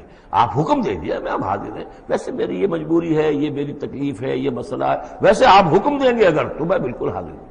یہ آپ کو اب بھی معلوم ہوگا کہ ہماری جماعتی زندگیوں کے اندر یہ مسئلہ ہوتا ہے کہ کوئی امیر ہے، اس نے ایک بات کہی ہے، کھل کر اس نے کہہ دیا ہے کہ میں یہ چاہتا ہوں کہ معاملہ اس طرح کیا جائے۔ اب کچھ لوگ کرنے کتراتے ہیں، اچھا جی اگر آپ حکم دیں گے تو میں کروں گا، لیکن یہ کیا بات ہے؟ جب وہ امیر ہے آپ کا، وہ بات کہہ رہا ہے، تو اس کی بات کو آپ حکم کیوں نہیں سمجھ رہے؟ اسی طریقے سے حضور صلی اللہ علیہ وسلم نے جب فرما دیا ہے کہ نکلنا ہے، اب دشمن کے مقابلے کے لیے نکلو، اب آپ چاہتے ہیں پی پی کال کر کے حضور ایک ایک کی خوشامد کریں کہ آئیے آپ ضرور نکلیے، خدا کے لیے ضرور چلیے، یہ حضور کرنے والے نہیں ہیں۔ واقسموا باللہ جہد ایمانہم، اور یہ اللہ کی قسمیں کھا کھا کر کہتے ہیں اپنی امکانی حد تک، لئن امرتہم، اے نبی آپ کا حکم ہوگا تو میں حاضر ہوں، لیخرجن، ہم ضرور نکلیں گے۔ قل لا تقسموا، اے نبی ان سے کہیے تم قسمیں مت کھاؤ، طاعۃ معروفہ، معروف طریقے پر اطاعت اختیار کرو۔ تم نے اعلان کیا ہے کہ تم مجھ پر ایمان لائے ہو، تم نے اعلان کیا ہے کہ تم مجھے اللہ کا رسول سمجھتے ہو، اب جو میں کہہ رہا ہوں اسے قبول کرو، اختیار کرو۔ یہ کیا ہے کہ میں کسی کو ایک ایک کو علیحدہ علیحدہ حکم دوں؟ ان اللہ خبیر بما تعملون، یقیناً جو کچھ تم کر رہے ہو اللہ اس سے باخبر ہے۔ قل اطیعوا اللہ واطیعوا الرسول، اے نبی کہہ دیجئے۔ اب دیکھیے نوٹ کر لیجئے، سورہ نساء میں نے تفصیل سے آپ کو بیان کیا تھا کہ منافقین پر تین ہی چیزیں بھاری تھیں۔ نمبر ایک، حضور کی شخصی اطاعت کرنا۔ نمبر دو، جہاد اور قتال کے لیے نکلنا۔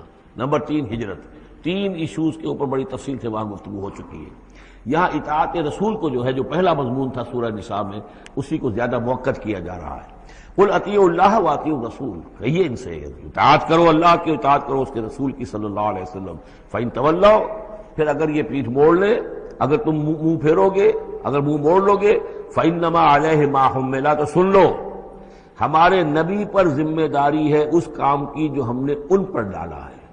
وعلیکم ما حملتم، اور تم سے باز پرس ہوگی اس کی جو تمہارے اوپر ڈالا گیا ہے۔ یعنی نبی نے جو ذمہ داری تھی اللہ کا دین تم تک پہنچایا، اللہ کے احکام پہنچا دیے، ان کا کام جو ہے اس پر ختم ہو گیا۔ اب اطاعت کرنا، اس کی تعمیل کرنا، اس کے حکم پر چلنا، اللہ کے دین کے لیے تن من دھن لگانا، اور یہ سارا کام تمہیں کرنا ہے۔ تو جو ان کی ذمہ داری ہے وہ ادا کریں گے، اور اللہ کے ہاں ان کے بارے میں سوال کر لیا جائے گا، اور جو تمہاری ذمہ داری ہے ظاہر بات ہے کہ اس کے جواب بھی تمہیں کرنی ہے۔ اس میں یہ بھی ہوتا ہے بسا اوقات کہ کسی شخص کو یہ گمان ہو جائے، ظاہر بات ہے میں نے آپ کو سنایا تھا کہ ایک شخص نے کہہ دیا تھا حضور سے، اے دل یا محمد، اے محمد عدل سے کام لیجیے صلی اللہ علیہ وسلم۔ بڑی گستاخی کے ساتھ اس نے کہا، گویا کہ الزام لگایا کہ آپ یہ جو صدقات کی جو تقسیم کر رہے ہیں یا مال غنیمت تقسیم کر رہے ہیں اس میں آپ عدل سے کام نہیں لے رہے۔ تو حضور نے بھی غصے میں جواب دیا تھا کہ انما عدل فلم یا عدل، اگر میں عدل نہیں کروں گا تو کون کرے گا۔ اسی طریقے سے ہو سکتا ہے کسی جماعتی زندگی کے اندر کوئی امیر ہے اور اس سے کوئی شخص یہ محسوس کرے اس کا ساتھی کہ مجھ پر زیادتی کی ہے انہوں نے، امیر نے زیادتی کی ہے، کوئی بات نہیں، امیر نے زیادتی کی ہے تو امیر اس کی جواب دہی اللہ کے ہاں کر لے گا، اللہ تعالیٰ کے ہاں جواب دہی ہو جائے گی، اور اگر ہو سکتا ہے اس کے کچھ جو بھی نیکیاں ہے وہ تمہارے حساب میں اللہ تعالیٰ درج کر دے، لینا دینا وہاں ہو جائے گا، ڈیبٹ کریڈٹ ہو جائے گا۔ لیکن اس کا مطلب یہ ہو کہ ناراض ہو کر بیٹھ رہا ہو کہ اب اپنی ذمہ داری ادا نہیں ہو رہی، تو پھر تو جواب دہی تمہاری ہو جائے گی اللہ کے ہاں، ایکسپلیشن کال تمہاری ہو جائے گی کہ ناراض ہو کر بیٹھ رہے ہیں کیونکہ انہوں نے میرے ساتھ یہ کیا ہے لہذا میں بس اب کام کچھ نہیں کروں گا۔ یہ تو گویا کہ ایک منفی طرز عمل ہے، تمہیں جواب دہی کرنی ہے اپنے فرائض کی، اپنی ذمہ داریوں کی۔ تو یہ جماعتی زندگی سے متعلق بعض بہت اہم ہیں جو مباحث اس سورہ مبارکہ میں آئے ہیں، اور ان میں سے بعض ہمارا جو منتخب نصاب نمبر 2 ہے جو اس سورہ مبارکہ کی آخری آیات ہیں وہ اس کے ایک درس کی حیثیت سے اس میں شامل ہے۔ جو جماعتی زندگی جو ہے جب ایک جماعت بنانی پڑے گی، اگر دین کا کام کرنا ہے تو اکیلے اکیلے تو نہیں ہو سکتا، جماعت کا نظم ہو، ایک ڈسپلن ہو، ایک حزب اللہ وجود میں آئے جو سورہ مائدہ میں ہم دیکھ آئے ہیں، فَإِنَّ حِزْبَ اللَّهِ هُمُ الْغَالِبُونَ، غلبہ جو ہے تو وہ حزب اللہ کو اللہ تعالیٰ دیتا ہے، ید اللہ علی الجماعہ، جماعت کے اوپر اللہ کا ہاتھ ہے، جماعت کی کو اللہ کی نصرت اور تائید حاصل ہوتی ہے۔ اس جماعتی زندگی کے بعد ایسے نفسیاتی معاملات ہوتے ہیں اور اس کے اندر بعض ایسے حساس مسائل ہوتے ہیں کہ جن کے بارے میں بڑی عمدہ رہنمائی دی گئی ہے مختلف مقامات پر، ان پر ہم نے پھر مرتب کیا ہے منتخب نصاب، مطالعہ قرآن حکیم کا منتخب نصاب نمبر 2۔ قل اطیعوا اللہ واطیعوا الرسول فإن تولوا فإنما علیہ ما حمل، ان پر جو ذمہ ہے وہ ان کی اپنی ذمہ داری کا، اور جو تمہارے اوپر جو بوجھ ہے جو تمہاری مسئولیت ہے وہ تمہاری ذمہ داری کی۔ وَإِن تُطِيعُوهُ تَهْتَدُوا، اور جان لو یہ اللہ کے رسول ہیں، اگر تم ان کی اطاعت پر کاربند رہو گے تبھی تم ہدایت یافتہ ہوگے۔ وَمَا عَلَى الرَّسُولِ إِلَّا الْبَلَاغُ الْمُبِينُ، اور ہمارے رسول پر سوائے صاف صاف پہنچا دینے کے اور کوئی ذمہ داری نہیں ہے۔ اب جو آیت آ رہی ہے یہ بھی طویل آیات میں سے اور عظیم ترین آیات میں سے آیت استخلاف، یہ خلافت کا جو اللہ تعالیٰ نے وعدہ کیا ہے اس امت سے۔ وعد اللہ الذین آمنوا منکم وعملوا الصالحات، اے مسلمانوں اللہ کا وعدہ ہے تم میں سے ان لوگوں کے ساتھ جو ایمان اور عمل صالح کی شرطیں پوری کر دیں گے۔ یہ نام کے مسلمان، نسلی مسلمان جو اللہ کے حکم پر چلتے بھی نہ ہوں، اللہ کے احکام کے مطابق عمل نہ کرتے ہوں، دین کے لیے تن من دھن لگانے کو تیار نہ ہوں، ان سے یہ وعدہ نہیں ہے۔ وعدہ ہے حقیقی اہل ایمان جو ایمان حقیقی کی شرط پوری کرے اور ایمان کے جو عملی تقاضے ہیں ان کو بھی بجا لائیں۔ وعد اللہ الذین آمنوا منکم وعملوا الصالحات لیستخلفنہم فی الارض، کہ وہ انہیں زمین میں خلافت عطا کرے گا، حکومت عطا کرے گا، غلبہ عطا کرے گا، کما استخلف الذین من قبلہم، جیسے کہ اس نے خلافت عطا کی تھی ان کو جو ان سے پہلے تھے، حضرت داؤد کو، حضرت طالوت کو، حضرت سلیمان کو جو خلافت دی گئی، بعد میں بھی مکابی حکومت قائم ہوئی ہے، اس میں بھی خلافت قائم ہوئی، تو یہ خلافت جیسے پہلے ہم نے دی تھی سابقہ امت مسلمہ کو، ایسے ہی اے امت محمد صلی اللہ علیہ وسلم تمہیں بھی خلافت دی جائے گی، بشرطے کہ ایمان اور عمل صالح کی یہ 2 شرطیں تم پوری کرو۔ اب یہ خلافت جو ہے اس کو 3 انداز میں یہاں بیان کیا گیا ہے۔ لَيَسْتَخْلِفَنَّهُمْ فِي الْأَرْضِ، انہیں لازماً خلافت دے گا زمین میں، حکومت دے گا، كَمَا اسْتَخْلَفَ الَّذِينَ مِن قَبْلِهِمْ، جیسے کہ خلافت دی تھی اور حکومت دی تھی ان کو کہ جو ان سے پہلے تھے۔ وَلَيُمَكِّنَنَّ لَهُمْ دِينَهُمُ الَّذِي ارْتَضَىٰ لَهُمْ، اور ان کے اس دین کو زمین میں غلبہ عطا کرے گا، قوت عطا کرے گا، تمکن عطا کرے گا جو اللہ نے ان کے لیے پسند کر لیا ہے۔ ظاہر بات ہے مسلمانوں کی خلافت ہے تو اس کے معنی کیا ہے؟ اللہ کے دین کا غلبہ ہے، وہ تو بات تو ایک ہی ہے، اللہ کا دین غالب، اس کے کیا معنی ہے؟ مسلمانوں کی خلافت، تو چیز ایک ہی ہے، لیکن یہاں 3 الفاظ لا کر اس کی اہمیت کو نمایاں کیا جا رہا ہے 3 اعتبارات سے۔ ولا یمکنن لہم دینہم الذی ارتضی لہم. اب یہاں دیکھیے وہی لام مفتوح شروع میں فعل مضارع سے اور اس کے بعد یہ نون مشدد، یہ سارے وعدے نہایت تاکیدی وعدے ہیں. لَيَسْتَخْلِفَنَّهُمْ فِي الْأَرْضِ كَمَا اسْتَخْلَفَ الَّذِينَ مِنْ قَبْلِهِمْ وَلَيُمَكِّنَنَّ لَهُمْ دِينَهُمُ الَّذِي ارْتَضَىٰ لَهُمْ. واللہ نے دین کون سا ہے جو پسند کر لیا ہے؟ الْيَوْمَ أَكْمَلْتُ لَكُمْ دِينَكُمْ وَأَتْمَمْتُ عَلَيْكُمْ نِعْمَتِي وَرَضِيتُ لَكُمُ الْإِسْلَامَ دِينًا. یہ آیت ہم پڑھ چکے ہیں سورہ مائدہ میں. اور تیسری بات وَلَيُبَدِّلَنَّهُمْ مِنْ بَعْدِ خَوْفِهِمْ أَمْنًا. اللہ تعالیٰ ان کے خوف کی کیفیت جو ہے اس کو بدل دے گا امن کی کیفیت سے. ظاہر بات ہے جب تک کہ مسلمان کمزور تھے ان کے لیے خوف تھا، ابھی ادھر سے حملے کا اندیشہ ہے، ابھی ادھر سے حملے کا اندیشہ ہے. اب فلاں قبیلے کی طرف سے خبر آئی ہے کہ وہ فوجی تیاری کر رہا ہے، فوج کشی کرے گا. وہ خوف کی ایک کیفیت تھی جو ہر وقت طاری رہی ہے. ایمرجنسی کی کیفیت جو ہے مدینہ منورہ میں یوں سمجھیے کہ پورے 5 برس ایمرجنسی رہی ہے. ہر وقت ہر آن اندیشہ ہوتا تھا. خبریں آ رہی ہیں اب ادھر سے کوئی قبیلہ حملہ کرنے والا ہے. اب یہ مکے میں کوئی ان کی ملاقاتیں ہوئی ہیں، کوئی سازش ہوئی ہے، ابھی کوئی خط چلا گیا ابو عامر راہب کا کوئی مشن ہے. یہ ساری خبریں آتی تھیں. لیکن یہ کہ اب اس کے بعد وہ وقت آ جائے گا کہ ان کا جو خوف کی کیفیت ہے بدل جائے گی امن سے. یعبدوننی لا یشرکون بی شیئا. میں یہاں اس کو سمجھتا ہوں مستقبل سے متعلق. جب ایسا ہو جائے گا تو پھر وہ میری بندگی کریں گے کہ اس میں کسی شے کی شرک جو ہے گوارا نہیں کریں گے. جب تک اللہ کی حکومت نہیں ہے تو ظاہر بات ہے کچھ نہ کچھ شرک تو ہو ہی رہا ہے. اب ہم یہاں رہ رہے ہیں، پاکستان میں رہ رہے ہیں، اللہ کا دین تو قائم نہیں ہے. قانون کس کا ہے؟ اللہ کا تو نہیں ہے. تو گویا کہ ہم قومی اعتبار سے، اجتماعی اعتبار سے کفر اور شرک میں زندگی بسر کر رہے ہیں. ہاں ہمارا اپنا کوئی عقیدہ فرض کیجئے ہے بھی ٹھیک، بالکل مشرکانہ اوہام سے ہم نے اپنے آپ کو پاک کر لیا ہے اور توحید فی العقیدہ ہماری بالکل صحیح ہے. لیکن سوال یہ کہ ہم اس ملک کے شہری ہیں، اس ملک کا دستور ہے، اس ملک کے اندر جو ہے اللہ کی حکومت اور اللہ کے قانون کی بالادستی نہیں ہے. تو اس کے کیا معنی؟ ہم بھی اس کے شہری ہونے کی حیثیت سے اس میں ملوث ہیں. تو یہ ہے کہ یہ توحید کامل اس وقت ہوگی جب یکون الدین کلہ للہ، جب دین کل کا کل اللہ کے لیے ہو جائے گا. عملاً توحید کی تکمیل اس وقت ہوگی. یعبدوننی، میری بندگی کریں گے، لا یشرکون بی شیئا، اور میرے ساتھ کسی شے کو شریک نہیں کریں گے. ومن کفر بعد ذلک فاولئک هم الفاسقون. اور جو اس کے بعد بھی کفر کریں تو پھر وہ تو فاسق ہیں، ناہنجار ہیں، سرکش ہیں. اس کے بھی دو معنی ہو سکتے ہیں. جب دین کا غلبہ ہو گیا پھر بھی جو کفر کرے وہ تو معلوم ہوا کہ اس کے اندر خیر سرے سے ہے ہی نہیں. ایک یہ ہے کہ باطل کا غلبہ ہے. باطل کے غلبے میں کسی بندہ مومن کے لیے ایمان لانا مشکل ہے، ایمان پر قائم رہنا مشکل ہے، اسلام پر عمل کرنا مشکل ہے. لیکن جب دین غالب ہو گیا ہو تو اب تو ظاہر بات ہے کہ اب تو ساری رکاوٹیں دور ہو گئیں. اب تو ایک شخص کی کسی کی اپنی فطرت ہی میں کجی آ چکی ہے، کوئی پرورٹڈ نیچر کا شخص ہے تبھی وہ رہے گا کہ جو اسلام سے دور رہے. ومن کفر بعد ذلک فاولئک هم الفاسقون. اور میرے نزدیک اس کا ایک مفہوم یہ بھی ہے کہ ہمارے ان 3 پختہ وعدوں کے بعد بھی جو شخص کمر ہمت نہ کس لے اور اس کام کے لیے کھڑا نہ ہو جائے گویا کہ وہ ہماری بات کا کفر کر رہا ہے، انکار کر رہا ہے، اسے ہمارے ان وعدوں پر یقین نہیں ہے. ومن کفر بعد ذلک فاولئک هم الفاسقون. تو وہ تو گویا کہ فاسق ہے اور سرکش ہے اور ناہنجار ہے. اس آیت کو ذہن میں رکھیے. اس حدیث کو آج میں چاہتا ہوں کہ اس کا متن بھی آپ کو سنا دوں کہ اس کی خبر دی ہے محمد رسول اللہ صلی اللہ علیہ وسلم نے. تاریخی اعتبار سے تو یہ نوٹ کر لیجئے یہ سن 6 ہی کے اندر، ابتدائی میں سن 6 کے یہ آیت نازل ہوئی. سن 6 ہی میں صلح حدیبیہ ہو گئی. انا فتحنا لک فتحا مبینا. گویا کہ اس آیت کا جو مصداق ہے وہ ظاہر ہونا شروع ہو گیا. سن 7 میں غزوہ خیبر ہوا، اللہ نے بہت بڑا مال غنیمت مسلمانوں کو دیا. سن 8 میں مکہ فتح ہو گیا. سن 9 میں موپنگ اپ آپریشن ہو گیا، اعلان کر دیا گیا حج کے اندر کہ آئندہ سے یہاں کوئی مشرک نہیں آئے گا اور اب تمہارے لیے اتنی مہلت ہے، کسی کوئی معاہدہ قائم نہیں رہے گا. جو معاہدے ہیں میعادی ان کی میعاد ختم ہوتے ہی معاہدہ ختم، اور جن کی میعاد کوئی نہیں تھی ان کے لیے ہم 4 مہینے کی میعاد مقرر کر رہے ہیں کہ اس کے بعد کوئی معاہدہ کسی مشرک سے نہیں ہے. جب یہ مدت ختم ہو جائے گی قتل عام شروع ہو جائے گا. یہ تو اللہ تعالیٰ کی طرف سے جزیرہ نماء عرب کے اندر دین کی تکمیل ہو گئی، خلافت قائم ہو گئی، اللہ کی حکومت قائم ہو گئی. جیسے حضرت داؤد خلیفہ تھے یہاں حضرت محمد خلیفہ ہے صلی اللہ علیہ وسلم. اس لیے کہ حاکم اب کون ہے؟ حضرت محمد صلی اللہ علیہ وسلم. اپنی زندگی میں تو حاکمیت جو بھی ہے آپ کے پاس ہے. اس کے بعد خلافت راشدہ میں پھر یہ خلافت کہاں سے کہاں پہنچی وہ آپ کو معلوم ہے، لیکن پھر ریورسل شروع ہو گیا.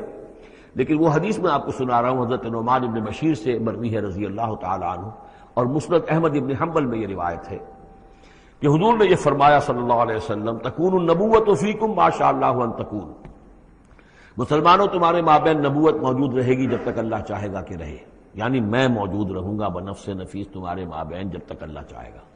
ثم یرفع اللہ اذا شاء یرفعها، پھر اللہ تعالیٰ اس کو اٹھا لے گا جب چاہے گا، نبوت کو اٹھا لے گا یعنی میرا انتقال ہو جائے گا، تو ایک دور جو ہے وہ ختم ہو جائے گا۔ فرمایا ثم تکون خلافۃ علی منہاج النبوۃ، پھر خلافت ہوگی نبوت کے نقش قدم پر، نبوت ہی کے طریقے پر، ٹھیک وہی نظام جو محمد عربی صلی اللہ علیہ وسلم نے قائم کیا تھا، بعین ہی ایک بال کے فرق کے بغیر وہ نظام جو کا تو قائم رہے گا، خلافت علی منہاج النبوۃ۔ فتکون ما شاء اللہ وان تکون، یہ بھی رہے گا جب تک اللہ چاہے گا یہ دور۔ ثم یرفع اللہ اذا شاء یرفع، پھر اس دور کو بھی اللہ اٹھا لے گا جب اللہ چاہے گا۔ ثم تکون ملکا عاضا، پھر ملوکیت کا دور آئے گا، اور وہ کاٹ کھانے والی ملوکیت ہوگی، کاٹ کھانے والی ملوکیت، ظالم ملوکیت، اور یہ بھی رہے گا جب تک اللہ چاہے گا، پھر اللہ اس کو بھی اٹھا لے گا۔ پھر چوتھا دور آئے گا ثم تکون ملکا جبریا، پھر غلامی کی ملوکیت ہوگی، یعنی یہ دور جو ہمارا گزرا ہے کولونیل دور، پہلے یہ کہ ملوک تھے، بادشاہ تھے، چاہے وہ بنو عباس میں تھے یا بنو امیہ میں سے تھے، یا یہ کہ ترک تھے، مسلمان تو تھے، کلمہ گو تو تھے، ان میں کوئی کوئی نہ اچھا بھی ہوتا تھا، بہت اچھے لوگ بھی تھے، بوڑھے لوگ بھی تھے، لیکن مسلمان تو تھے، کلمہ گو تو تھے۔ لیکن چوتھا دور آیا کہ کہیں ہم انگریزوں کے غلام ہو گئے، کہیں ہم ولندیزیوں کے غلام ہو گئے، کہیں ہم فرانسیسیوں کے غلام ہو گئے، کولونیل پاورز۔ تو ہماری تو ملکہ معظمہ جو ہے ملکہ وکٹوریہ تھی، 1857 سے تو ہم ان کی رعایا بن گئے تھے، اس سے پہلے تو جو بھی تھی بہرحال ایسٹ انڈیا کمپنی جو تھی، لیکن یہ کہ بعد میں تو ہم براہ راست تاج برطانیہ کے غلام تھے۔ یہ چوتھا دور ہے جو تقریباً یوں سمجھیے کہ ابھی نصف میں پہنچا ہے، اس اعتبار سے کہ اگرچہ براہ راست وہ جو حکومتوں کا جو ہے جو یہاں پر تھا، جو بساط بچھی ہوئی تھی وہ لپیٹ دی گئی ہے، لیکن ابھی مالیاتی اعتبار سے ریموٹ کنٹرول سے وہی قوتیں ہیں کہ جو آج بھی کنٹرول کر رہی ہیں ہمیں، یہ ریموٹ کنٹرول ہے۔ ابھی یہ چوتھا دور ختم نہیں ہوا ہے، پہلے یہ براہ راست آکوپیشن اور اپنی حکومتیں اپنی فوجیں لا کر، اب یہ ہے کہ اس کے بغیر بائی پراکسی، چاہے ہمارے ہی آدمی بیٹھے ہوئے ہیں، لیکن اصل میں سارا جو ہے یہ مالیاتی جو ہے استعمار ہے، ایک نیا عالمی استعمار ہے، لیکن یہ استعمار جو ہے اس طرح کا کولونیل رول نہیں ہے کہ انگریز موجود ہے، ان کی فوج موجود ہے، یا فرانسیسی فوج موجود ہے، یا اطالوی فوج موجود ہے، بلکہ یہ تو IMF اور ورلڈ بینک کا نظام ہے اس کے تحت، اور ملٹی نیشنل کمپنیوں کی۔ لیکن جو چوتھی جو خوشخبری کی بات ہے وہ یہ ہے کہ حضور نے فرمایا بالآخر یہ چوتھا دور بھی ختم ہو جائے گا، اور خوشخبری یہ ہے کہ ثم تکون خلافۃ علی منہاج النبوۃ، پھر دور آئے گا خلافت علی منہاج النبوۃ کا۔ ثم سکت رسول اللہ صلی اللہ، اس کے بعد حضور خاموش رہے، اس لیے کہ اس کے بعد پھر دنیا کے خاتمے کا معاملہ ہے۔ وہ خاتمے کے بارے میں عرض کر چکا ہوں، ایک طویل عرصے تک تو پوری دنیا میں وہ خلافت علی منہاج النبوۃ رہے گی، گلوبل، اس لیے کہ حضور نے یہ بتا دیا ہے کہ اب جب یہ خلافت علی منہاج النبوۃ کا نظام آئے گا تو کل روئے ارضی پر ہوگا۔ مسلم شریف میں روایت ہے، یہ حضرت ثوبان حضور کے ایک آزاد شدہ غلام تھے، جیسے کہ حضرت زید ابن حارثہ بھی حضور کے غلام تھے، آپ نے آزاد کر دیا تھا، اسی طرح حضرت ثوبان بھی ہے، مولا ان ثوبان مولا رسول اللہ صلی اللہ علیہ وسلم۔ اس میں روایت کیا ہے، حضور نے فرمایا ان اللہ زوالی الارض، اللہ نے میرے لیے ساری زمین کو لپیٹ دیا یا سکیڑ دیا، فرائے تو مشارقہا و مغاربہا، تو میں نے سارے مشرق دیکھ لیے زمین کے، سارے مغرب دیکھ لیے۔ وَإِنَّ أُمَّتِي سَيَبْلُغُ مُلْكُهَا مَا زُوِّيَ لِي مِنْهَا، اور میری امت کی حکومت ان تمام علاقوں پر قائم ہو کر رہے گی جو اس طرح زمین کو سکیڑ کر یا لپیٹ کر مجھے دکھا دیے گئے۔ اور یہ روایت صحیح مسلم کی ہے۔ اسی طرح کی ایک اور حدیث ہے حضرت مقداد بن الاسود سے رضی اللہ تعالی عنہ کہ اس روئے ارضی پر کوئی گھر اور کوئی خیمہ نہیں بچے گا، یعنی سیٹلڈ جو علاقے ہیں جہاں گھر ہیں، شہر ہیں، گھر بنے ہوئے ہیں، مکان بنے ہوئے ہیں، یا نومیڈک ٹرائبز جہاں بھی ہیں کہ وہ اپنے خیمے لے کے ادھر سے ادھر جاتے رہتے ہیں، نہ کوئی گھر بچے گا نہ خیمہ جس میں اللہ کا دین داخل نہ ہو جائے۔ بعز عزیز اور ذل ذلیل، یا تو یہ کہ گھر اور خیمے والا اسلام قبول کرے گا، اسلام اس کے گھر میں داخل ہوگا، اس کا بھی اعزاز ہوگا، اور یا وہ گھر والا اسلام قبول نہیں کرے گا لیکن اسلام کی بالادستی جو ہے تسلیم کرنی پڑے گی۔ یؤتوا الجزیۃ عن ید وہم صاغرون، یہ جو ہم پڑھ آئے ہیں سورہ توبہ کے اندر، تو گویا کہ اس کے گھر میں بھی اسلام تو آ گیا لیکن وہ بدبخت جو ہے اسلام کی نعمت سے اور اس کے اعزاز سے محروم رہا۔ یہ ہے وہ خبر کہ جو ہے صحیح احادیث ہیں، اور یہ منطقی طور پر بھی سمجھ لیجئے کہ قرآن مجید میں یہ بات واضح کر دی گئی کہ حضور کو بھیجا گیا غلبہ دین کے لیے، 3 دفعہ فرمایا۔ سورہ توبہ میں ہم پڑھ چکے ہیں، 2 مرتبہ آگے اور آنا ہے، هو الذی ارسل رسولہ بالہدی ودین الحق لیظہرہ علی الدین کلہ، اور 5 مرتبہ فرمایا کہ حضور کو بھیجا گیا پوری نوع انسانی کے لیے۔ اس کی سب سے نمایاں اور سب سے جو لوگوں کے اندر عام طور پر معروف آیت ہے وہ یہ ہے وما ارسلناک الا کافۃ للناس بشیرا ونذیرا۔ ویسے ہم پڑھ آئے سورہ انبیاء میں وما ارسلناک الا رحمۃ للعالمین، اس کا بھی مفہوم یہی ہے، تمام جہان والوں کے لیے ہم نے بھیجا ہے آپ کو رحمت بنا کر، اور ہم نے نہیں بھیجا ہے محمد آپ کو مگر پوری دنیا کے لیے، پوری نوع انسانی کے لیے بشیر اور نذیر بنا کر۔ ان دونوں کو جوڑیں تو اس کا منطقی نتیجہ بھی یہ ہے کہ حضور کی بعثت کا مقصد مکمل ہوگا ہی اس وقت جبکہ کل عالم انسانیت پر دین حق غالب ہو جائے، اور یہ ہو کر لینا ہے۔ ومن کفر بعد ذلک فاولئک هم الفاسقون واقیموا الصلاۃ وآتوا الزکاۃ، اور نماز قائم کرو اور زکوٰۃ ادا کرو، واطیعوا الرسول لعلکم ترحمون، رسول کی اطاعت کرو تاکہ تم پر رحم کیا جائے۔ چونکہ روح سخن منافقین کی طرف ہے، اور میں نے آپ کو بتایا تھا ان پر جو شاخ گزر رہی تھی وہ در حقیقت رسول کی اطاعت تھی۔ بار بار کہتے تھے یہ اپنے جی سے بات کہہ دیتے ہیں، آیت تو ابھی اتری نہیں، ابھی کوئی آیت تو آئی نہیں، قرآن میں تو ابھی یہ حکم آیا نہیں۔ یہ معاملہ جو ہے ان کو شاخ گزر رہا تھا حضور کی اطاعت۔ واقیموا الصلاۃ وآتوا الزکاۃ، اور نماز قائم کرو اور زکوٰۃ ادا کرو، واطیعوا الرسول لعلکم ترحمون، اور اللہ رسول کی اطاعت کرو تاکہ تم پر رحم کیا جائے۔ لا تحسبن الذین کفروا معجزین فی الارض، یہ کافر یہ نہ سمجھیں کہ وہ اللہ کو تھکا دیں گے یا ہرا دیں گے اس زمین میں، ومأواہم النار، ان کا ٹھکانہ آگ ہے، ولبئس المصیر، اور بہت برا ٹھکانہ ہے۔ یا ایھا الذین آمنوا لیستأذنکم الذین ملکت ایمانکم، اب وہی جو سماجی احکام کچھ دیے گئے تھے کہ اذن لیے بغیر تم داخل نہ ہو گھر میں، اور اس طرح کے آداب جو ہیں معاشرتی، ان کے ضمن میں مزید احکام آ رہے ہیں۔ یہ سورہ مبارکہ کی ترتیب یہ ہے، یوں سمجھیے کہ جیسے کوئی انگوٹھی ہو اور بڑا سا ہیرا جو ہے لگا ہوا، دونوں طرف جو ہے وہ اس کا پتلے سائڈ سے، یہ ہار ہے، اور اس کے نیچے جو ہے درمیان میں کوئی بڑا ہیرا ہے، دوسری طرف ہوتی ہے۔ اس کے بالکل وسط میں 5واں رکوع ہے، یہ اللہ نور السماوات والارض مثل نورہ کمشکاۃ فیہا مصباح، اور آیت نمبر 35 وہ عظیم کوہ نور ہیرے کی مانند ہے۔ پھر دونوں طرف جو ہے یہ مضامین ہیں، کچھ ادھر ہیں سماجی احکام، کچھ ادھر ہیں سماجی احکام، اور اس طریقے سے یہ ایک عظیم بہت خوبصورت ہار کی شکل بن گئی۔ لیستأذنکم الذین ملکت ایمانکم، چاہیے کہ جو تمہارے غلام ہیں اور باندیاں ہیں وہ بھی اجازت لے کے اندر داخل ہوا کریں۔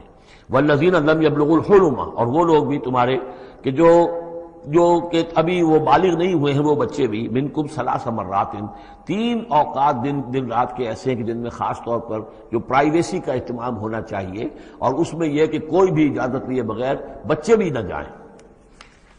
من قبل صلاۃ الفجر، ایک تو فجر کی نماز سے قبل، وحین تضعون ثیابکم من الظہیرۃ، اور جو تم ظہر کے وقت ظہیرہ جس کو کہتے ہیں، اپنے کپڑے ذرا اتار کے سستاتے ہو، قیلولہ کرتے ہو، ہلکے کپڑوں کے اندر انسان لیٹتا ہے۔ ومن بعد صلاۃ العشاء، اور نماز عشاء کے بعد۔ 3 عورات لکم، یہ 3 اوقات تمہارے پردے کے اوقات ہیں، یہ تمہاری خاص پرائیویسی کے اوقات ہیں۔ لیس علیکم ولا علیہم جناح بعدہن، ان کے علاوہ عام حالات میں کوئی حرج نہیں ہے، بعدہن کہ وہ یعنی وہی تمہارے ملازم ہیں، تمہارے غلام ہیں یا باندیاں ہیں، یا اسی طریقے سے تمہارے بچے ہیں، طوافون علیکم بعضکم علی بعض، وہ آئیں جائیں گھروں کے اندر، ظاہر بات ہے کہ اس کمرے میں آئے ہیں، اس میں گئے ہیں، اس میں کوئی حرج نہیں ہے کہ وہ آئیں جائیں اور پھریں۔ کذالک یبین اللہ لکم الآیات، اسی طرح اللہ تعالیٰ تمہارے لیے اپنی آیات واضح کر رہا ہے، واللہ علیم الحکیم، اور اللہ تعالیٰ علیم اور حکیم ہے۔ وَإِذَا بَلَغَ الْأَطْفَالُ مِنْكُمُ الْحُلُمَ، اور جب تمہارے بچے جو ہیں، جو لڑکے ہیں، وہ بھی بالغ ہو جائیں، انہیں سب سمجھ آ جائے، جو بھی معاملات ہیں دونوں شوق کے، فَلْيَسْتَأْذِنُوا كَمَا اسْتَأْذَنَ الَّذِينَ مِنْ قَبْلِهِمْ، تو پھر وہ بھی اذن لے کر اسی طرح داخل ہوا کریں جیسے کہ پہلا حکم آیا تھا کہ اذن لیے بغیر گھر میں داخل نہ ہو۔ کذالک یبین اللہ لکم آیات، اس طرح اللہ تعالیٰ تمہارے لیے اپنی آیات کو واضح کر رہا ہے، واللہ علیم الحکیم، اللہ علیم اور حکیم ہے۔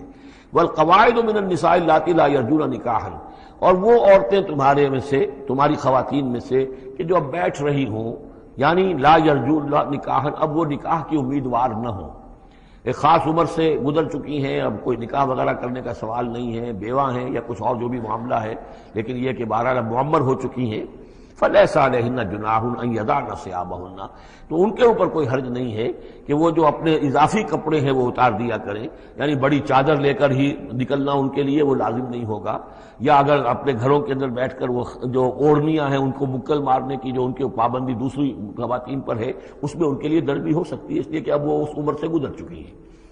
والقواعد من النساء اللاتي لا يرجون نکاحا فليس عليهن جناح ان يضعن ثيابهن غیر متبرجات بزینہ، لیکن ان کی نیت یہ نہ ہو کہ وہ اپنی زینت کو وہ ظاہر کریں اور لوگوں کی نگاہوں میں لائیں، نیت کا معاملہ جو ہے وہ دوسرا ہے۔ وَأَن يَسْتَعْفِفْنَ خَيْرٌ لَهُنَّ، اور اگر وہ اس معاملے میں احتیاط ہی کریں تو بہتر ہے، اس رعایت سے فائدہ نہ اٹھائیں تو بہتر ہے، اس لیے کہ شیطان جو ہے وہ ہر وقت طاق میں لگا رہتا ہے، نہ معلوم کس وقت اس کے دل میں کیا خیال پیدا کر دے۔ واللہ سمیع علیم، اور اللہ سب کچھ سننے والا اور جاننے والا ہے۔ لیس علی الاعمی حرج، اب چونکہ یہ جو احکام دیے جا رہے تھے تو اس معاشرے کے اندر ایسا بھی تھا کہ کسی خاندان کے ساتھ کچھ لوگ جو ہیں بیچارے، کوئی لنگڑا ہے، کوئی اندھا ہے، اپنے برادری کا ہے، اپنی رشتہ داروں میں سے، وہ بھی گھر میں رہ رہا ہے، وہ اپنی کوئی آزاد جو معاش اور آزاد جو ہے کوئی معاشرتی حیثیت کا اہل نہیں ہے، تو اب ان کے لیے کیا ہوگا؟ کیا یہ ساری پابندیاں جو ہیں اسی طریقے سے ان کے اوپر بھی پوری طریقے سے عائد کی جائیں گی؟ تو ان کے ضمن میں کہا جا رہا ہے کہ وہ اگر تمہارے گھروں میں رہے تو کوئی حرج نہیں ہے۔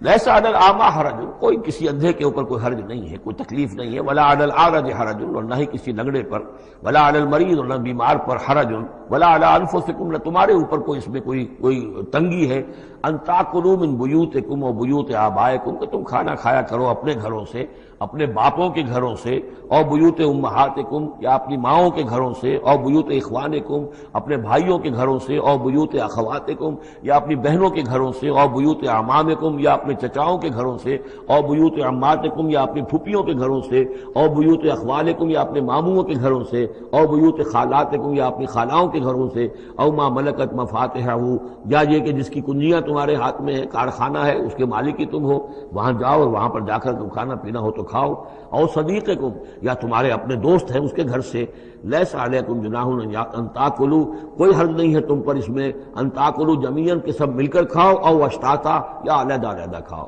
اس کو خامخواہ بعض لوگوں نے عورتوں اور مردوں کے اوپر وہ جو ہے اس کا انطباق کر دیا ہے کہ چاہیں تو عورت اور مرد مل کر کھائیں اور چاہیں تو وہ علیحدہ علیحدہ کھائیں۔ یہاں مراد یہ ہے کہ بسا اوقات ایسے مواقع پر انتظار میں بڑی دقت ہوتی ہے، جیسے آج کل آپ کو معلوم ہے کہ ولیمہ ہے اور ٹائم دے رکھا ہے 9 بجے کا اور 12 بج رہے ہیں رات کے، لڑکی والے تو آئے نہیں، اس لیے ولیمہ ہو نہیں سکتا، بیٹھے ہوئے لوگ سوکھ رہے ہیں، کیا ضرورت ہے؟ جو آئے ہیں وہ کھائیں اور جائیں۔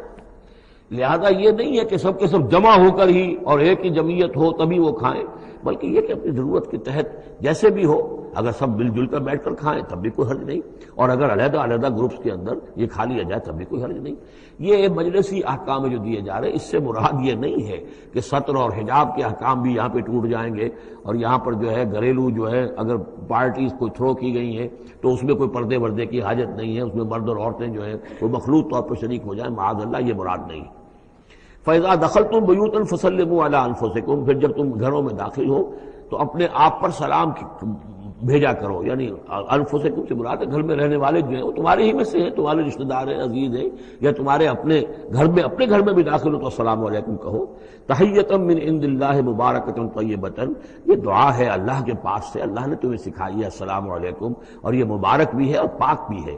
کذالک یبین اللہ لکم الآیات لعلکم تعقلون، اسی طرح اللہ تعالیٰ تمہارے لیے اپنی آیات کو واضح کر رہا ہے، کھول کر بیان کر رہا ہے تاکہ تم عقل سے کام لو۔ اب آخری جو رکوع ہے اس کا، اس سورہ مبارکہ کا، اور اس کی کل 3 آیات ہیں، یہ خالص جماعتی زندگی، وہ جو جہاد اور قتال کے لیے یا کسی اور اجتماعی کام کے لیے حضور جب نکلتے تھے اور اہل ایمان آپ کے ساتھ ہیں، اس وقت کیا صورتحال ہونی چاہیے۔ انما المؤمنون الذین آمنوا باللہ ورسولہ، مومن تو صرف وہی ہیں جو ایمان لائے اللہ پر، اس کے رسول پر، وَإِذَا كَانَ مَعَهُ عَلَىٰ أَمْرٍ جَامِعٍ، اور جب وہ ہوتے ہیں ان کے ساتھ یعنی رسول کے ساتھ کسی اجتماعی کام کے ضمن میں، لم يذهبوا حتى يستأذنوه، تو وہاں سے جاتے نہیں ہیں جب تک کہ اجازت نہ لے لیں۔ اب آپ نکلے ہیں کسی کام کے لیے، ایک نفری ہے آپ کے ساتھ، لیکن یہ کہ کوئی کہیں کھسک جائے کوئی کہیں کھسک جائے تو یہ تو صحیح نہیں ہے۔ وہ تو یہ ہے کہ اب اس اجتماعی نظم کا تقاضا یہ ہے کہ اب جہاں بھی وہاں سے کوئی عذر پیش آ گیا ہے، کوئی ایسی مجبوری ہے، کوئی جانا ہے، تو اجازت لے کر جائیں۔ علی امر جامع لم یذهبوا حتی یستاذنوه، جب تک کہ اذن نہ لے لیں. ان الذین یستاذنونک اولئک الذین یؤمنون باللہ ورسولہ، یقیناً جو اے نبی جو لوگ آپ سے اجازت لیتے ہیں وہی ہیں کہ جو ایمان رکھتے ہیں اللہ پر اس کے رسول پر.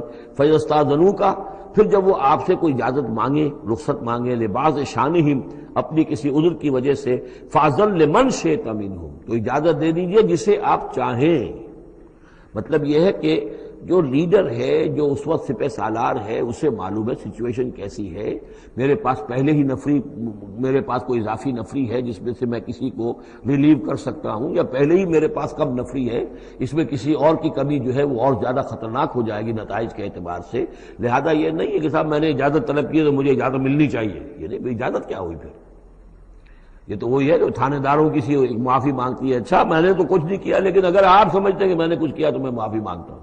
یہ تو در حقیقت الٹی دھونس ہے کہ آپ بڑے کمینے آدمی ہیں، میں نے تو کچھ کیا نہیں تھا پھر بھی آپ سمجھ رہے ہیں کہ میں نے کچھ کیا ہے، تو میں اتنا اونچا ہوں کہ پھر میں معافی مانگتا ہوں. یہ در حقیقت وہ انداز نہیں. اجازت تو طلب کرنی ہے تو یہ ہے کہ اجازت لے کر اجازت ملے، اور یہ اختیار جو ہے پھر اے نبی آپ کو ہے کہ آپ چاہیں تو اجازت دیں. فاذن لمن شئت منہم واستغفر لهم اللہ، اور اس پر بھی ان کے لیے استغفار کیجئے اللہ سے، کیونکہ انہوں نے ظاہر بات ہے اپنے کسی ذاتی کام کو زیادہ اہمیت دی ہے اس اجتماعی کام سے. یہ اجتماعی کام نبی کا ذاتی نہیں ہے، یہ دین کا کام ہے، اللہ کے دین کا کام ہے. دین کو غالب کرنا فرض منصبی اللہ کی طرف سے ہے ان پر، لہذا اس کے لیے تم ان کے ساتھ نکلے ہو. لہذا یہاں پر جو ہے اب اگر تم نے اپنے ذاتی کام کو اس دین کے کام سے اہم تر سمجھا ہے تبھی تو یہاں سے رخصت لے کر جا رہے ہو. یہ خود ایک ہلکی بات ہے، گویا کہ تم نے دین کے کام کو کم تر سمجھا ہے اللہ کے کام اپنے کام سے، اور اس کو اہمیت زیادہ دی ہے. لہذا استغفار اے نبی ان کے لیے استغفار کیجئے. واستغفر لهم اللہ، اور ان کے لیے استغفار کیجئے. ان اللہ غفور الرحیم، یقیناً اللہ تعالیٰ غفور الرحیم ہے. ایک بات البتہ نوٹ کر لیجئے کہ یہ مضمون جب سورہ توبہ میں آیا ہے تو اس سے اگلا قدم ہے. یہ چونکہ ہے سن 6، وہ ہے سن 9، 3 سال میں فرق کیا واقع ہوا. ابھی تو فرمایا گیا ہے کہ جو اجازت لے کر جاتا ہے نبی وہ وہی ہے کہ جو واقعی ایمان رکھتا ہے، لیکن وہاں فرمایا گیا جو ایمان رکھتے ہیں وہ اجازت لیتے ہی نہیں. وہ جو موقع تھا وہ تھا نفیر عام کا موقع، وہ موقع تھا نہایت ہی سمجھیے ایمرجنسی کا موقع. اس موقع پر اجازت طلب کرنا ہی در حقیقت اس بات کی علامت تھی کہ یہ منافق ہے. لہذا وہاں روکا گیا. آپ نے کیوں اجازت دے دی؟ عفا اللہ عنک لما اذنت لہم، کیوں آپ نے اجازت دے دی؟ آپ کی اجازت آپ نہ دیتے تب بھی انہوں نے جانا نہیں تھا، تو ان کا جو نفاق کا پردہ چاک تو ہو جاتا نا، ان کی حقیقت تو کھل جاتی. تو یہ وقت کے حوالے سے ہے، اور اس کو درجہ بندی بھی کہہ سکتے ہیں. ایک وہ لوگ ہیں جو اس دین کے کام کے لیے اس درجے ہمتن اپنے آپ کو پیش کر چکے ہیں کہ دنیا کے کسی بھی کام کو اس سے اہم تر نہیں سمجھتے. وہ کیسے اجازت طلب کریں گے؟ اس سے نچلا درجہ ہے کہ وہ لوگ ہیں جو دین کے اس کام میں لگے ہوئے ہیں، لیکن کم سے کم نظم کی اتنی پابندی تو کرتے ہیں کہ اگر کہیں انہیں ضرورت پیش آ گئی جانا ہے تو اجازت لے کر جائیں. اس سے نیچے وہ لوگ ہیں جو اجازت کے بغیر ہی کھسک گئے تو معلوم ہے ان کا تو سرے سے اس کام سے سرے سے کوئی تعلق ہے ہی نہیں. تو درجہ بندی ہے. سیڑھیاں ہیں، اوپر کی سیڑھی کے اعتبار سے درمیانی سیڑھی نیچے ہے، لیکن نیچے والی سیڑھی کے اعتبار سے درمیانی اونچی ہے. تو یہ ریلیٹو معاملہ جو ہے رہے گا کہ ایک وہ لوگ ہیں جو سرے سے اس کا بھی خیال نہیں کرتے کہ اجازت لیں. اجتماع ہے، کوئی اس کی معذرت بھی نہیں کی ہے، نہ بعد میں کی ہے، نہ پہلے کہا ہے کہ میں نہیں آ سکتا. معلوم ہوا کہ انہیں کوئی سرے سے احساس ہی نہیں ہے کہ ہم کسی نظم کے پابند ہیں اور ہماری کوئی ذمہ داری ہے. اس سے بہتر کم سے کم وہ لوگ ہیں کہ جو اپنا عذر پیش کر دیتے ہیں، اجازت لے لیتے ہیں. لیکن اس سے بھی بہتر اونچا درجہ ہے کہ دنیا کے کسی بھی کام کو دین کے اس کام سے اہم تر مت سمجھو. اللہ تعالیٰ تمہارے کام سنوارے گا، اللہ تعالیٰ تمہاری ذمہ داری قبول کر لے گا. تم اللہ کے کام کے لیے نکلو. لا تجعلوا دعاء الرسول بینکم کدعاء بعضکم بعضا. تم یہ رسول کا بلانا اپنے مابین ایسے نہ سمجھ لو جیسے تمہارا آپس میں ایک دوسرے کو بلانا ہوتا ہے. بلانا یہ بھی ہے، آپ نے کسی کو دعوت دی، میرے گھر آئیے کھانا کھائیے، رسول نے دعوت دی، کیا یہ برابر ہو جائے گا معاملہ؟ لیکن ایک بلانا یہ ہے کہ رسول پکار رہا ہے تمہیں کہ آؤ اللہ کی راہ میں چلو میرے ساتھ. ایک یہ کہ کوئی عام آدمی آپ کو کہہ رہا بھائی میرا ایک کام ہے، ذرا میرے اس کام کے لیے تھوڑی دیر کے لیے آ جائیے، کچھ مجھے چاہیے، مدد چاہیے. تو زمین و آسمان کا فرق ہو گیا. اور تیسرے معنی اس کی یہ بھی ہے کہ دعا سے مراد یہ کہ مخاطب ہونے کا انداز، تم جس طرح ایک دوسرے سے بات کر لیا کرتے ہو ایسے رسول کے ساتھ بات نہ کر لیا کرو، ان کے مقام کو، ان کے ادب کو۔ یہ سورہ حجرات میں جا کر تفصیل سے ہی بات آئے گی، لا ترفعوا اصواتکم فوق صوت النبی ولا تجہروا له بالقول کجہر بعضکم لبعض ان تحبط اعمالکم۔ تو یہ تینوں مفہوم اس کے ہیں۔ قد یعلم اللہ الذین یتسللون منکم لواذا، اللہ کو خوب معلوم ہے تم میں سے وہ لوگ جو اوٹ لے کر کھسک جاتے ہیں، یعنی کہیں نکلے تو ہیں، درج ہو گیا کہ یہ بھی جانے والوں میں ہے، کہیں دیکھا کہ کوئی دیکھ نہیں رہا کھسک گئے، یا اجتماع ہے بیٹھے ہوئے ہیں وہیں پر اب بات آئی ہے کہ اب ایک مہم درپیش ہے، اب انہیں سمجھ میں آ گیا کہ اب نام مانگے جائیں گے، کون لوگ اس کے لیے اپنے آپ کو والنٹیئر کرتے ہیں، تو اس سے پہلے کہ وہ مرحلہ آئے وہ وہاں سے کھسک جائیں۔ یتسللون منکم، جو سٹک جاتے ہیں، کھسک جاتے ہیں آنکھ بچا کر لواذا۔ فَلْيَحْذَرِ الَّذِينَ يُخَالِفُونَ عَنْ أَمْرِهِ، تو انہیں ڈرنا چاہیے کہ جو رسول کے معاملے میں، رسول کے بات کی مخالفت کرتے ہیں، ان تصیبہم فتنۃ، کہ ان پر کوئی عذاب اللہ کی طرف سے آ جائے، کوئی پکڑ آ جائے، کوئی بہت بڑی آزمائش آ جائے، اور یصیبہم عذاب علیم، یا ان کے اوپر کوئی بہت بڑا دردناک عذاب آ جائے۔ الا ان للہ ما فی السماوات والارض، آگاہ ہو جاؤ، یقیناً اللہ ہی کے لیے ہے جو بھی کچھ ہے تمام آسمانوں میں اور جو بھی کچھ ہے زمین میں۔ قد یعلم ما انتم علیہ، اللہ خوب جانتا ہے کہ تم کس مقام پر کھڑے ہو، تمہاری حیثیت کیا ہے، حقیقت کیا ہے، ایمان کتنا ہے، کتنے پانی میں ہو، تمہارے اعمال کیسے ہیں، ما انتم علیہ، جس حال میں تم ہو اللہ خوب جانتا ہے۔ وَيَوْمَ يُرْجَعُونَ إِلَيْهِ، اور جس دن کہ وہ لوٹائے جائیں گے اللہ کی طرف، فَيُنَبِّئُهُم بِمَا عَمِلُوا، تو اللہ تعالیٰ ان کو جتلا دے گا جو کچھ کے عمل انہوں نے کیے ہوں گے۔ واللہ بکل شیء علیم، اور اللہ ہر چیز کا علم رکھنے والا ہے۔ یہاں تیسرا گروپ جو ہے مکی اور مدنی صورتوں کا وہ ختم ہو گیا۔ مکی صورتیں 14، مدنی صرف ایک، سورہ نور۔